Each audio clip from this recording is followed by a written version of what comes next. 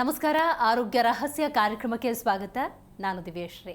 ಹಿಂದೆಲ್ಲ ಹಿರಿಕರು ಒಂದು ಮಾತನ್ನು ಹೇಳ್ತಾ ಇದ್ರು, ಮನೇಲಿ ಹೆಣ್ಮಕ್ಳಿದ್ದಾರೆ ಅಂತ ಹೇಳಿದ್ರೆ ಅಯ್ಯೋ ಮಡ್ಲಲ್ಲಿ ಅಥವಾ ಸೆರಗಲ್ಲಿ ಕೆಂಡ ಇಟ್ಕೊಂಡಂಗೆ ಅಂತ ಹೇಳಿ. ಅಂತಹ ಒಂದು ಪರಿಸ್ಥಿತಿಯ ನಡುವೆ ಇವತ್ತೇನೋ ಕಾಲ ಬದಲಾಗಿದೆ. ಹೆಣ್ಣುಮಕ್ಕಳು ಕೂಡ ಸಬಲರಾಗ್ತಿದ್ದಾರೆ, ನಾನಾ ಕ್ಷೇತ್ರಗಳಲ್ಲಿ ತಮ್ಮದೇ ಆದಂಥ ಹೆಸರನ್ನು ಮಾಡ್ತಿದ್ದಾರೆ. ಆದರೆ ಗ್ರಾಮೀಣ ಭಾಗದಲ್ಲಿ ಹೆಣ್ಣು ಮಕ್ಕಳು ಅಂದಾಗ ಸಹಜವಾಗಿರುವಂಥ ಭಾವನೆ ಅಂತ ಹೇಳಿದ್ರೆ ಎಲ್ಲಿ ಏನು ವ್ಯತ್ಯಾಸ ಆಗಿಬಿಡುತ್ತೋ, ಅವ್ರನ್ನ ಕಾಲೇಜಿಗೆ ಕಳಿಸೋಣೋ ಬೇಡವೋ, ವರ್ಕಿಂಗ್ ಅಂದ ಸಂದರ್ಭದಲ್ಲಿ ಏನಾದರೂ ಸಮಸ್ಯೆ ಆಗಿಬಿಟ್ರೆ ಆ ಸಮಸ್ಯೆಯನ್ನು ಹೊತ್ಕೊಳ್ಳೋದು ಯಾರು, ಆ ಜವಾಬ್ದಾರಿಯನ್ನು ತಳ್ಕೊಳ್ಳೋದು ಯಾರು, ಇದೆಲ್ಲದರ ನಡುವೆ ಮಾನ ಮರ್ಯಾದೆ, ಇಂತಹ ಒಂದು ಆತಂಕ ಸಹಜವಾಗಿ ಇದ್ದೇ ಇರುತ್ತೆ. ಹಾಗಾಗಿ ಇವತ್ತಿನ ನಮ್ಮ ಕಾರ್ಯಕ್ರಮದಲ್ಲಿ ಪ್ರೀತಿ ಪ್ರೇಮ ಅಂದ ಸಂದರ್ಭದಲ್ಲಿ ಅದೊಂದು ಸಹಜ ಪ್ರಕ್ರಿಯೆ. ಇಲ್ಲಿ ಚಿಕ್ಕ ವಯಸ್ಸಿನಲ್ಲಿ ಮಕ್ಕಳು ಪ್ರೀತಿ ಪ್ರೇಮ ಅಂತ ಯಾಕೆ ಹೋಗ್ತಾರೆ, ಇದಕ್ಕೇನಾದರೂ ಕಾರಣ ಅನ್ನೋದಿರತ್ತಾ? ಇದನ್ನು ಹೇಗೆ ತಪ್ಪಿಸಬಹುದು ಅಥವಾ ತಪ್ಪಿಸೋದಕ್ಕೆ ಸಾಧ್ಯವ? ಇದೆಲ್ಲದರ ಬಗ್ಗೆ ತಿಳಿಸ್ಕೊಡೋದಕ್ಕೆ ಇವತ್ತು ನಮ್ಮ ಕಾರ್ಯಕ್ರಮದಲ್ಲಿ ಶ್ರೀ ಪುರುಷೋತ್ತಮ್ ದೇಶಿಕ್ ಗುರೂಜಿ ಇದ್ದಾರೆ. ಮೊದಲಿಗೆ ಅವರಿಗೆ ಕಾರ್ಯಕ್ರಮಕ್ಕೆ ಸ್ವಾಗತವನ್ನು ಕೋರೋಣ. ಗುರುಗಳೇ, ಕಾರ್ಯಕ್ರಮಕ್ಕೆ ಸ್ವಾಗತ. ನಮಸ್ಕಾರ. ಗುರುಗಳೇ, ಹಿಂದೆಲ್ಲ ಹೆಣ್ಮಕ್ಳಿಗೆ ಮನೇಲಿದ್ದಾರೆ ಅಂದರೆ ಇಂಥದ್ದೇ ಮಾತು ಹೇಳ್ತಿದ್ರು, ಅಯ್ಯೋ ಮಡ್ಲಲ್ಲಿ ಕೆಂಡ ಕಟ್ಕೊಂಡಂಗೆ ಅಂತ ಹೇಳಿ. ಯಾಕಂದರೆ ಅವತ್ತು ಪರಿಸ್ಥಿತಿನೂ ಹಾಗೇ ಇತ್ತು. ಸಹಜವಾಗಿ ಅವ್ರಿಗೆ ಸ್ಕೂಲಿಂಗ್ ಮಾಡಿಸೋದ ಬೇಡವಾ, ಕಾಲೇಜಿಗೆ ಕಳ್ಸೋದ ಬೇಡವಾ, ಅವ್ರು ಚೆನ್ನಾಗಿ ಓದಿದರೆ ಕೆಲಸಕ್ಕೆ ಕಳಿಸೋದ ಬೇಡವಾ ಅನ್ನುವಂಥ ಆತಂಕದ ನಡುವೆ ಇವತ್ತು ನಾನಾ ಕ್ಷೇತ್ರದಲ್ಲಿ ಹೆಣ್ಮಕ್ಳು ಸಾಧಿಸ್ತಾನೂ ಇದ್ದಾರೆ.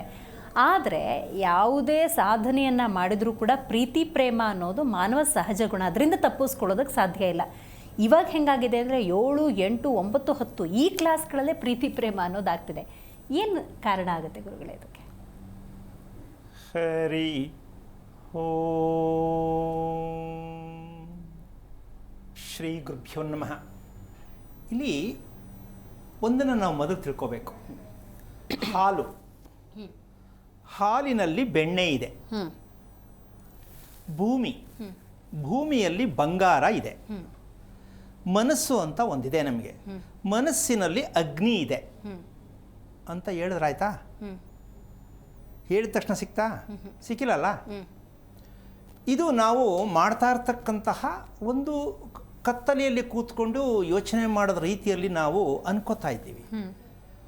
ಭೂಮಿಯಲ್ಲಿ ಬಂಗಾರ ಇದೆ ಹಂಗಂತ ತೋಡಿದ ತಕ್ಷಣ ಬಂಗಾರ ಸಿಗಲ್ಲ. ಅದರದೇ ಆದ ಒಂದು ಪ್ರಯತ್ನವನ್ನು ಪಡಲೇಬೇಕು. ಅದನ್ನು ಶುದ್ಧಿ ಮಾಡಿದಾಗ ನಮ್ಗೆ ಸಿಕ್ಕತ್ತೆ. ಹಾಗೆ ಹಾಲಿನಲ್ಲಿ ಹಾಗೆ ಇಟ್ಟರು ಹಾಲು ಹೊಡೆಯತ್ತೆ, ಮೊಸರಾಗೂ ಹೊಡೆಯತ್ತೆ. ಆದರೆ ಅದರದೇ ಆದ ಕ್ರಮದಲ್ಲಾದಾಗ ಅದು ಬೆಣ್ಣೆ ಬರುತ್ತೆ, ಇಲ್ಲ ಅಂದರೆ ಬರಲಿಕ್ಕಿಲ್ಲ. ಯಾಕೆ ಈ ವಿಚಾರ ಬೇಕಾಗತ್ತೆ ಅಂತಂದರೆ, ನಾವು ಎಲ್ಲಿ ತಪ್ಪು ಮಾಡ್ತಾ ಇದ್ದೀವಿ, ಎಲ್ಲಿ ತಪ್ಪಾಗ್ತಾ ಇದೆ. ಮಕ್ಕಳು ಬೇಕು ಅಂತ ಆ ಥರ ಆಗ್ಬಿಡ್ತಾರಾ? ಅಲ್ಲ. ಅದು ಕಾರಣ ಏನು ಹಾಗಾದರೆ? ಆ ಮನಸ್ಥಿತಿಗೆ ಕಾರಣ ಏನು? ಇಲ್ಲಿ ಇವತ್ತಿನ ಒಂದು ಆಧುನಿಕ ಪ್ರಪಂಚಕ್ಕೆ ಯೌವನ ವ್ಯವಸ್ಥೆ ಅಂತಕ್ಕಂಥದ್ದು 7 ಜನ್ಮಗಳ 7 ಸ್ವರಗಳ ಸಮೂಹವಾಗಿದೆ. 7 ಜನ್ಮಗಳ 7 ಸ್ವರಗಳ 7 ಚಕ್ರಗಳ ಸಮೂಹವಾಗಿದೆ ಅಂತ ತಿಳ್ಕೋಬೇಕು. ನಾವು ಅದಕ್ಕೆ ಹೋಗಿಲ್ಲ. ಯಾಕೆ ಅಂದರೆ ನಮಗೆ ಟೈಮ್ ಇಲ್ಲ. ಒಂದು ಶಾರ್ಟಾಗಿ ಹೇಳಬೇಕಂದ್ರೆ, ಇವತ್ತಿನ ಆಹಾರದ ಪ್ರಕ್ರಿಯೆ ಹೇಗಿದೆ ಅಂದರೆ, ಇಂಡಾಲಿಯಂ ಕುಕ್ಕರ್, ಹೌದಾ? ಸತ್ಯ ತಾನೆ? ಇಂಡಾಲಿಯಂ ಕುಕ್ಕರಲ್ಲಿ ನಾವು ಮಾಡುತ್ತಿರುವ ಅಡಿಗೆ, ದೇವ್ರ ಹತ್ರ ದೀಪ ಹಚ್ತೀವಿ, ಎಣ್ಣೆ ಹಾಕಿ ಹಚ್ತೀವಿ, ನಿಧಾನವಾಗಿ ಉರಿಯತ್ತೆ, ನೋಡೋಕ್ಕೂ ಚೆನ್ನಾಗಿ ಕಾಣಿಸುತ್ತೆ. ಪೆಟ್ರೋಲ್ ಡೀಸೆಲ್ ಹಾಕಿದ್ರೆ ಹೇಗಿರುತ್ತಮ್ಮ? ದೀಪದಲ್ಲಿರುವಂಥ ಬತ್ತಿ ಮತ್ತು ಎಣ್ಣೆ ಅಷ್ಟು ಹತ್ಕೊಳ್ಳುತ್ತೆ. ಹಾಗೆ ಆಹಾರ ಪ್ರಕ್ರಿಯೆ ನಮ್ಮ ಇವತ್ತಿನ ಆಧುನಿಕ ಪ್ರಪಂಚದಲ್ಲಿ ಕೆಟ್ಟು ಹೋಗಿದೆ. ಹೌದು ತಾನೆ? ಇದಕ್ಕೆ ಕಾರಣನೇ ಮಕ್ಕಳು. ಇವತ್ತು ನಾವು ಹಿಂಗಾರು ಹೇಳ್ಕೊಳ್ಳಿ, ಯಾರೋ ಕೆಡಿಸಿದ್ರು ಅಂತೋ ಇವರೇ ಕೆಟ್ಟರು ಅಂತನೋ, ಯಾವ ರೀತಿ ಆದರೂ ಕೆಡೋದು ಒಂದೇ. ಆದರೂ ಯಾಕೆ ನಡೀತಾ ಇದೆ ಅಂತಕ್ಕಂತಹ ವಿಚಾರಕ್ಕೆ ನಮ್ಮ ಆಹಾರ ಪ್ರಕ್ರಿಯೆ ಮಕ್ಕಳಿಗೆ ಪ್ರಚೋದನೆಯನ್ನು ಉಂಟು ಮಾಡತಕ್ಕಂತಹ ಒಂದು ಮನಸ್ಥಿತಿ ಬಂದಿದೆ. ದೇಹ ರೆಡಿ ಇಲ್ಲ, ದೇಹ ರೆಡಿಯಾಗಿಲ್ಲ. ಯೌವನ ವ್ಯವಸ್ಥೆಗೆ ದೇಹ ರೆಡಿಯಾಗಿಲ್ಲ, ಮನಸ್ಸು ರೆಡಿಯಾಗಿದೆ. ಇದನ್ನು ತಂದೆ ತಾಯಿಗಳು ಅರ್ಥ ಮಾಡ್ಕೋಬೇಕು. ಯಾವ ಕಾರಣಕ್ಕೂ ಇದನ್ನು ಅಪ್ಪ ಅಮ್ಮ ಬದಲಾವಣೆ ಮಾಡಲಿಕ್ಕಾಗಲ್ಲ, ಆಗಿಲ್ಲ. ಯಾವುದನ್ನ? ನನ್ನ ಮಗಳನ್ನು ರಕ್ಷಣೆ ಮಾಡಬೇಕು ಅಂತಕ್ಕಂತಹ ವಿಚಾರದಲ್ಲಿ ಮಾಡಲಿಕ್ಕೆ ಆಗಲ್ಲ, ಬದಲಾವಣೆ ಮಾಡಲಿಕ್ಕೆ ಸಾಧ್ಯನೇ ಇಲ್ಲ. ಹಾಗಾಗಿದ್ದರೆ ನಮ್ಮ ದೇಶದಲ್ಲಿ ಈ ಮಟ್ಟಕ್ಕೆ ನಡಿಬೇಕಾದ ಪ್ರಕ್ರಿಯೆಗಳ ಅವಶ್ಯಕತೆ ಇರಲಿಲ್ಲ. ತಂದೆ ತಾಯಿ ಕೈಲಿ ಆಗಿಲ್ಲ ಅಂದಮೇಲೆ ಏನಾಗಾರ ಮುಂದೆ ಏನು ವಿಚಾರ? ಮಕ್ಕಳನ್ನು ಸೇಫ್ಟಿ ಮಾಡಬೇಕು ಅವರ ಧರ್ಮ ಅಂತ ಹೇಳುತ್ತೆ. ಎಲ್ಲಿ ಸೇಫ್ಟಿ ಮಾಡೋಕ್ಕಾಗಿದೆ? ಇಲ್ಲ, ಆಗಿಲ್ಲ. ಗಂಡನ್ನು ಹೆಂಡತಿ ಸೇಫ್ ಮಾಡಬೇಕು, ಹೆಂಡತಿ ಗಂಡನ ಸೇಫ್ ಮಾಡಬೇಕು, ಇವರು ಮಕ್ಕಳನ್ನ ಸೇಫ್ ಮಾಡಬೇಕು. ಯಾವುದು ಸೇಫ್ ಆಗ್ತಾ ಇಲ್ಲ. ಇದರ ಸತ್ಯ ನಾವು ಓದ್ ಸಲಗೆ ಒಂದು ಮಾತು ಹೇಳ್ಬಿಡ್ತೀವಿ. ನಿನ್ನೆ ಕೂಡ 2 ಸಲ ಪ್ರಶ್ನೆ ಕೂಡ ಹಾಕಿದ್ಯಮ್ಮ ನೀನು. ಬ್ರಹ್ಮಸೃಷ್ಟಿ ಅಂತ ಒಂದು ಇದೆಯಲ್ವಾ, ಅದು ಏನೋ ನಡಿಬೇಕು, ನಡೆಯುತ್ತೆ, ಅದು ಪ್ರಕ್ರಿಯೆ. ಇಲ್ಲಿ ನಾವು ಎಡವ್ತಾ ಇರೋದು. ಬ್ರಹ್ಮ ಅಂತಕ್ಕಂಥದ್ದು ಒಂದು ಪ್ರಶ್ನೆ, ಅದಕ್ಕೆ ಉತ್ತರ ಯಾವುದು ತಿಳ್ಕೊಂಡಾಗ ಇದನ್ನು ನಾವು ಹೇಳಂಗಿಲ್ಲ. ಬ್ರಹ್ಮ ಸೃಷ್ಟಿ ಅಂದ ತಕ್ಷಣ ಸೋಮಾರಿತನ ಬಂತು. ದೇವ್ರಿಗೆ ಗೊತ್ತಿಲ್ವಾ ಸೃಷ್ಟಿ ಮಾಡೋದನ್ನು ಏನೇನು ಕೊಡಬೇಕು, ಯಾವ್ಯಾವ ಟೈಮ್ಗೆ ಎಲ್ಲ ಬರೆದು ಕಳಿಸಿದ್ದಾರೆ. ಎಲ್ಲಿ ಬರೆದವರು ಅವ್ರನ್ನೇ ಕೇಳಬೇಕು, ಎಲ್ಲಿ ಬರೆದಿದೆ ಅಂತ ನಾವು ನೋಡೋಕ್ಕೆ ಎಲ್ಲಿವರೆಗೂ ಆಗಿದೆ ಅಂತ ನಾವು ತಿಳ್ಕೋಬೇಕು. ಸೊ ಬ್ರಹ್ಮ ಸೃಷ್ಟಿ ಅನ್ನೋದೇ ಒಂದು ಸೋಮಾರಿತನದ ಪರಮಾವಧಿ. ಬ್ರಹ್ಮ ಅಂತಕ್ಕಂಥದ್ದು ಜ್ಞಾನ. ಯಾವುದಲ್ಲಕ್ಕೆ ಜ್ಞಾನವನ್ನು, ಈ ಬ್ರಹ್ಮಕ್ಕೆ ಉತ್ತರ ಯಾವುದು? ಬ್ರಾಹ್ಮಿ. ಬ್ರಹ್ಮ ಅಂತಕ್ಕಂಥ ಪದಕ್ಕೆ ಉತ್ತರ ಬ್ರಾಹ್ಮಿ. ಈ ಬ್ರಾಹ್ಮಿ ಯಾವುದು ಕೇಳ್ಬೋದಮ್ಮ? ಬ್ರಾಹ್ಮಿ ಅನ್ನೋದಕ್ಕೆ ಯಾವುದು ಕೇಳ್ಬೋದು ಅಂತ ವಿಚಾರಕ್ಕೆ ಬಂದರೆ, ಸೂರ್ಯೋದಯಕ್ಕೆ ಮುಂಚಿತವಾಗಿ ಬರತಕ್ಕಂಥ 1 ಗಂಟೆ 30 ನಿಮಿಷ ಮುಂಚಿತವಾಗಿರತಕ್ಕಂಥ ಸಮಯವೇ ಬ್ರಾಹ್ಮಿ. ಈಗ ಯಾರು ಆ ಸಮಯವನ್ನು ಬಳಸ್ತಾರೋ, ನಿನ್ನೆ ಕಾರ್ಯಕ್ರಮದಲ್ಲಿ ಹೇಳಿದೆ, ದೇಹವನ್ನು ಶುದ್ಧಿ ಮಾಡಬೇಕು, ಮನಸ್ಸನ್ನು ಸಿದ್ಧಿ ಮಾಡಬೇಕು. ಅಮ್ಮ ಆ ಸಮಯದಲ್ಲಿ ಮಾತ್ರ ಆ ಟಾನಿಕ್ ಸಿಕ್ಕತ್ತಷ್ಟೆ. ಆ ಸಮಯದಲ್ಲಿ ದೇಹ ಮತ್ತು ಮನಸ್ಸನ್ನು ಶುದ್ಧಿ ಮಾಡುವ ಸಮಯ ಬ್ರಾಹ್ಮಿ. ಯಾರು ಬಳಸ್ತಾ ಇದ್ದಾರೆ? ಇಲ್ಲ, ಬಹುತೇಕ ಇಲ್ಲ. ನೈಟ್ ಶಿಫ್ಟ್ ಅವ್ರು ಮಾಡ್ತಿರ್ಬೋದು. ಅದು ಶಿಫ್ಟ್ ಮಾಡ್ತಾ ಇದ್ದಾರೆ, ಹೌದಲ್ವಾ? ಈಗ ನಾವು ಬ್ರಹ್ಮ ಸೃಷ್ಟಿ ಅಂತ ಅಂದ್ಕೊಂಡಿರ್ತಕ್ಕಂಥ ನಾವು ಬ್ರಾಹ್ಮಿಗೆ ಯಾಕೆ ನಾವು ಎಂಟ್ರಿ ಆಗೋಕ್ಕಾಗಿಲ್ಲ? ಇದು ಆಹಾರದ ಪ್ರಕ್ರಿಯೆಯಿಂದ ಎಷ್ಟೇ ಪ್ರಯತ್ನ ಪಟ್ಟರು ಮೇಲ್ಗಡೆ ಏಳಿಸ್ಬೇಕು, ಹೇಳಕ್ಕಾಗಲ್ಲ. ದೊಡ್ಡವರೇ ಹೇಳಕ್ಕಾಗಲ್ಲ, ಅನ್ಕೋತಾರೆ, ಅಲಾರಾಮ್ ಕೊಡ್ತಾರೆ, ಆಗಲ್ಲ. ಅದಕ್ಕೆ ಈ ರೀತಿಯಾದ ಅಭ್ಯಾಸಗಳು ಬ್ರಾಹ್ಮಿ ಅಂತಕ್ಕಂಥ ಒಂದು ಸತ್ಯಾಂಶವನ್ನು ನಾವು ಯಾಕೆ ಬೇಕಾಗತ್ತೆ ಅಲ್ಲಿ ಅಂತಕ್ಕಂಥ ವಿಚಾರ ಬಂದರೆ, ನಮ್ಮ ಜೀವನ ಅಂದರೆ ಏನು? ನಮ್ಮ ಪ್ರಶ್ನೆ, ಜೀವನ ಎಂದರೆ ಏನು? ಏನು ಹೇಳ್ಬೋದಾಗದೆ? ಜೀವನ ಎಂದರೆ ಏನು ಅಂದರೆ ಬದುಕೋದು, ಸಂಪಾದನೆ ಮಾಡೋದು ಅಂತನಾ ನಾವು ಅಂದ್ಕೊಳ್ಳೋದೇನು? ಜೀವನ ಎಂದರೇನು ಕ್ವಶನ್. ಇದಕ್ಕೆ ಉತ್ತರ ಶಾರೀರಿಕವಾದ ಚಿಂತನೆಯೇ ಜೀವನ. ಶಾರೀರಿಕವಾದ ಚಿಂತನೆಯೇ ಜೀವನವೇ ಹೊರತು ನಾವು ಅಂದ್ಕೊಂಡ್ರೆ ಜೀವನ ಅಲ್ಲ. ಯಾವುದದು? ಆತ್ಮ ಅನ್ನೋದಿದೆ, ಮನಸ್ಸು ಅನ್ನೋದೊಂದಿದೆ, ಇಂದ್ರಿಯ ಅನ್ನೋದೊಂದಿದೆ, ದೇಹ ಅನ್ನೋದೊಂದಿದೆ. ಈ 4 ಸೇರಿ ದೇಹವನ್ನು ನಿರ್ಮಾಣ ಮಾಡಿರ್ತಕ್ಕಂಥ ಬ್ರಹ್ಮ. ಇಲ್ಲಿ ನಾವು ಆ ಪದ ಬಳಸಬೇಕು. ಎಲ್ಲಿ? ಬ್ರಹ್ಮ ಸೃಷ್ಟಿ ಅನ್ನೋದು ಇಲ್ಲಿ ಬಳಸಬೇಕು. ಈಗ ಬಳಸ್ಕೊಳ್ಳೋದು ನಾವು ತಾನೇ. ಬ್ರಹ್ಮ ಅದಕ್ಕೆ ರೆಡಿ ಮಾಡಿ ಕಳಿಸಿದ್ದಾರೆ, ಬಳಸ್ಕೊಳ್ದಿರೋ ತಪ್ಪು ಯಾರ್ದು? ಆದರೂ ಆ ಬ್ರಹ್ಮ ಸೃಷ್ಟಿ ಅಂತ ಹೇಳಿ ಸುಳ್ಳು ಹೇಳ್ಕೊಂಡು ಕಾಲ ಕಳೀತಾ ಇದ್ದೀವಲ್ಲ, ಇದಕ್ಕಿಂತ ದೊಡ್ಡ ಅಪಚಾರ ಇನ್ಯಾವುದಿರ್ಬೋದು ಯೋಚನೆ ಮಾಡಿ. ಎಲ್ಲನೂ ದೇವರು ಹೋಲಿಸ್ಬಿಡೋದು, ನಾವೇನು ಮಾಡೋಂಗಿಲ್ಲ, ಹಿಂಗಾಗ್ಬಿಡ್ತದು. ಈ ರೀತಿಯಾಗಿರ್ತಕ್ಕಂಥ ಶಾರೀರಿಕವಾಗಿರ್ತಕ್ಕಂಥ ಚಿಂತನೆಯನ್ನು ಮಾಡ್ತಕ್ಕಂತಹ ವಿಚಾರ ಚಿಂತನೆ ಮಾಡುವುದಲ್ಲ. ಅದರಿಂದ ಹೊರಗೆ ಬರಬೇಕಾದ್ರೆ ನಮ್ಮ ಪ್ರಯತ್ನ ಏನು? ಹಿಂದೆ ಏನಾಗಿತ್ತೋ ಗೊತ್ತಿಲ್ಲ, ಈಗ ನಾನು ಏನು ಮಾಡಬೇಕು ಅಂತಕ್ಕಂಥದ್ದೇ ಬ್ರಹ್ಮಚಿಂತನೆ, ಬ್ರಹ್ಮಜ್ಞಾನ ಅಂತ ಹೇಳ್ಬೋದು. ನಾನು ಈಗ ಏನು ಮಾಡಬೇಕು, ಎಲ್ಲಿಂದ ಬಂದೆ ಗೊತ್ತಿಲ್ಲ, ಎಲ್ಲಿಗೆ ಹೋಗ್ತೀನಿ ಗೊತ್ತಿಲ್ಲ, ಇದ್ರ ಮಧ್ಯದ್ದೇ ನಮ್ಮ ಜೀವನ. ಹೌದು, ಈಗೇನು ಮಾಡ್ತೀವಿ ಈ ಕ್ಷಣದಲ್ಲಿ ಅದನ್ನೇ ಗೊತ್ತಿಲ್ಲ ಅಂದರೆ ಮನುಷ್ಯನ ಬದುಕು ಒಂದು ಹೆಂಗೆ ಸಿಕ್ಕತ್ತೆ? ಇದನ್ನು ಪ್ರತಿಯೊಬ್ಬರು ಅರ್ಥ ಮಾಡ್ಕೋಬೇಕು. ಇದು ಸಾಧ್ಯ ಇದೆ. ಇದೆಲ್ಲೂ ಸ್ಕೂಲು ಕಾಲೇಜಲ್ಲಿ ಇನ್ನೂ ಓಪನ್ ಆಗಿಲ್ಲ. ಓಪನ್ ಆದರೆ ಖುಷಿ ಪಡೋಣ, ಹೌದಲ್ಲ? ಎಲ್ಲೂ ಓಪನ್ ಆಗಿಲ್ಲ. ಮಿಕ್ಕದ್ದೆಲ್ಲ ಇದೆ, MAT ಮ್ಯಾಟು, BAT ಬ್ಯಾಟು ಅದೆಲ್ಲ ಇದೆ. ಇದು ಓಪನ್ ಆಗಬೇಕು ಅಂತ ನಮ್ಮ ಒಂದು ಅಭಿಲಾಷೆ. ಆದಾಗ ನೋಡೋಣ.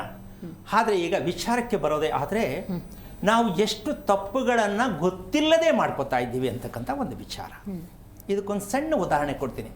ಸ್ವಾಮಿ, ನಮಗೂ ಬ್ರಹ್ಮಜ್ಞಾನ ಬೇಕು, ನಮಗೂ ಬ್ರಾಹ್ಮಿ ಮುಹೂರ್ತ ಬೇಕು.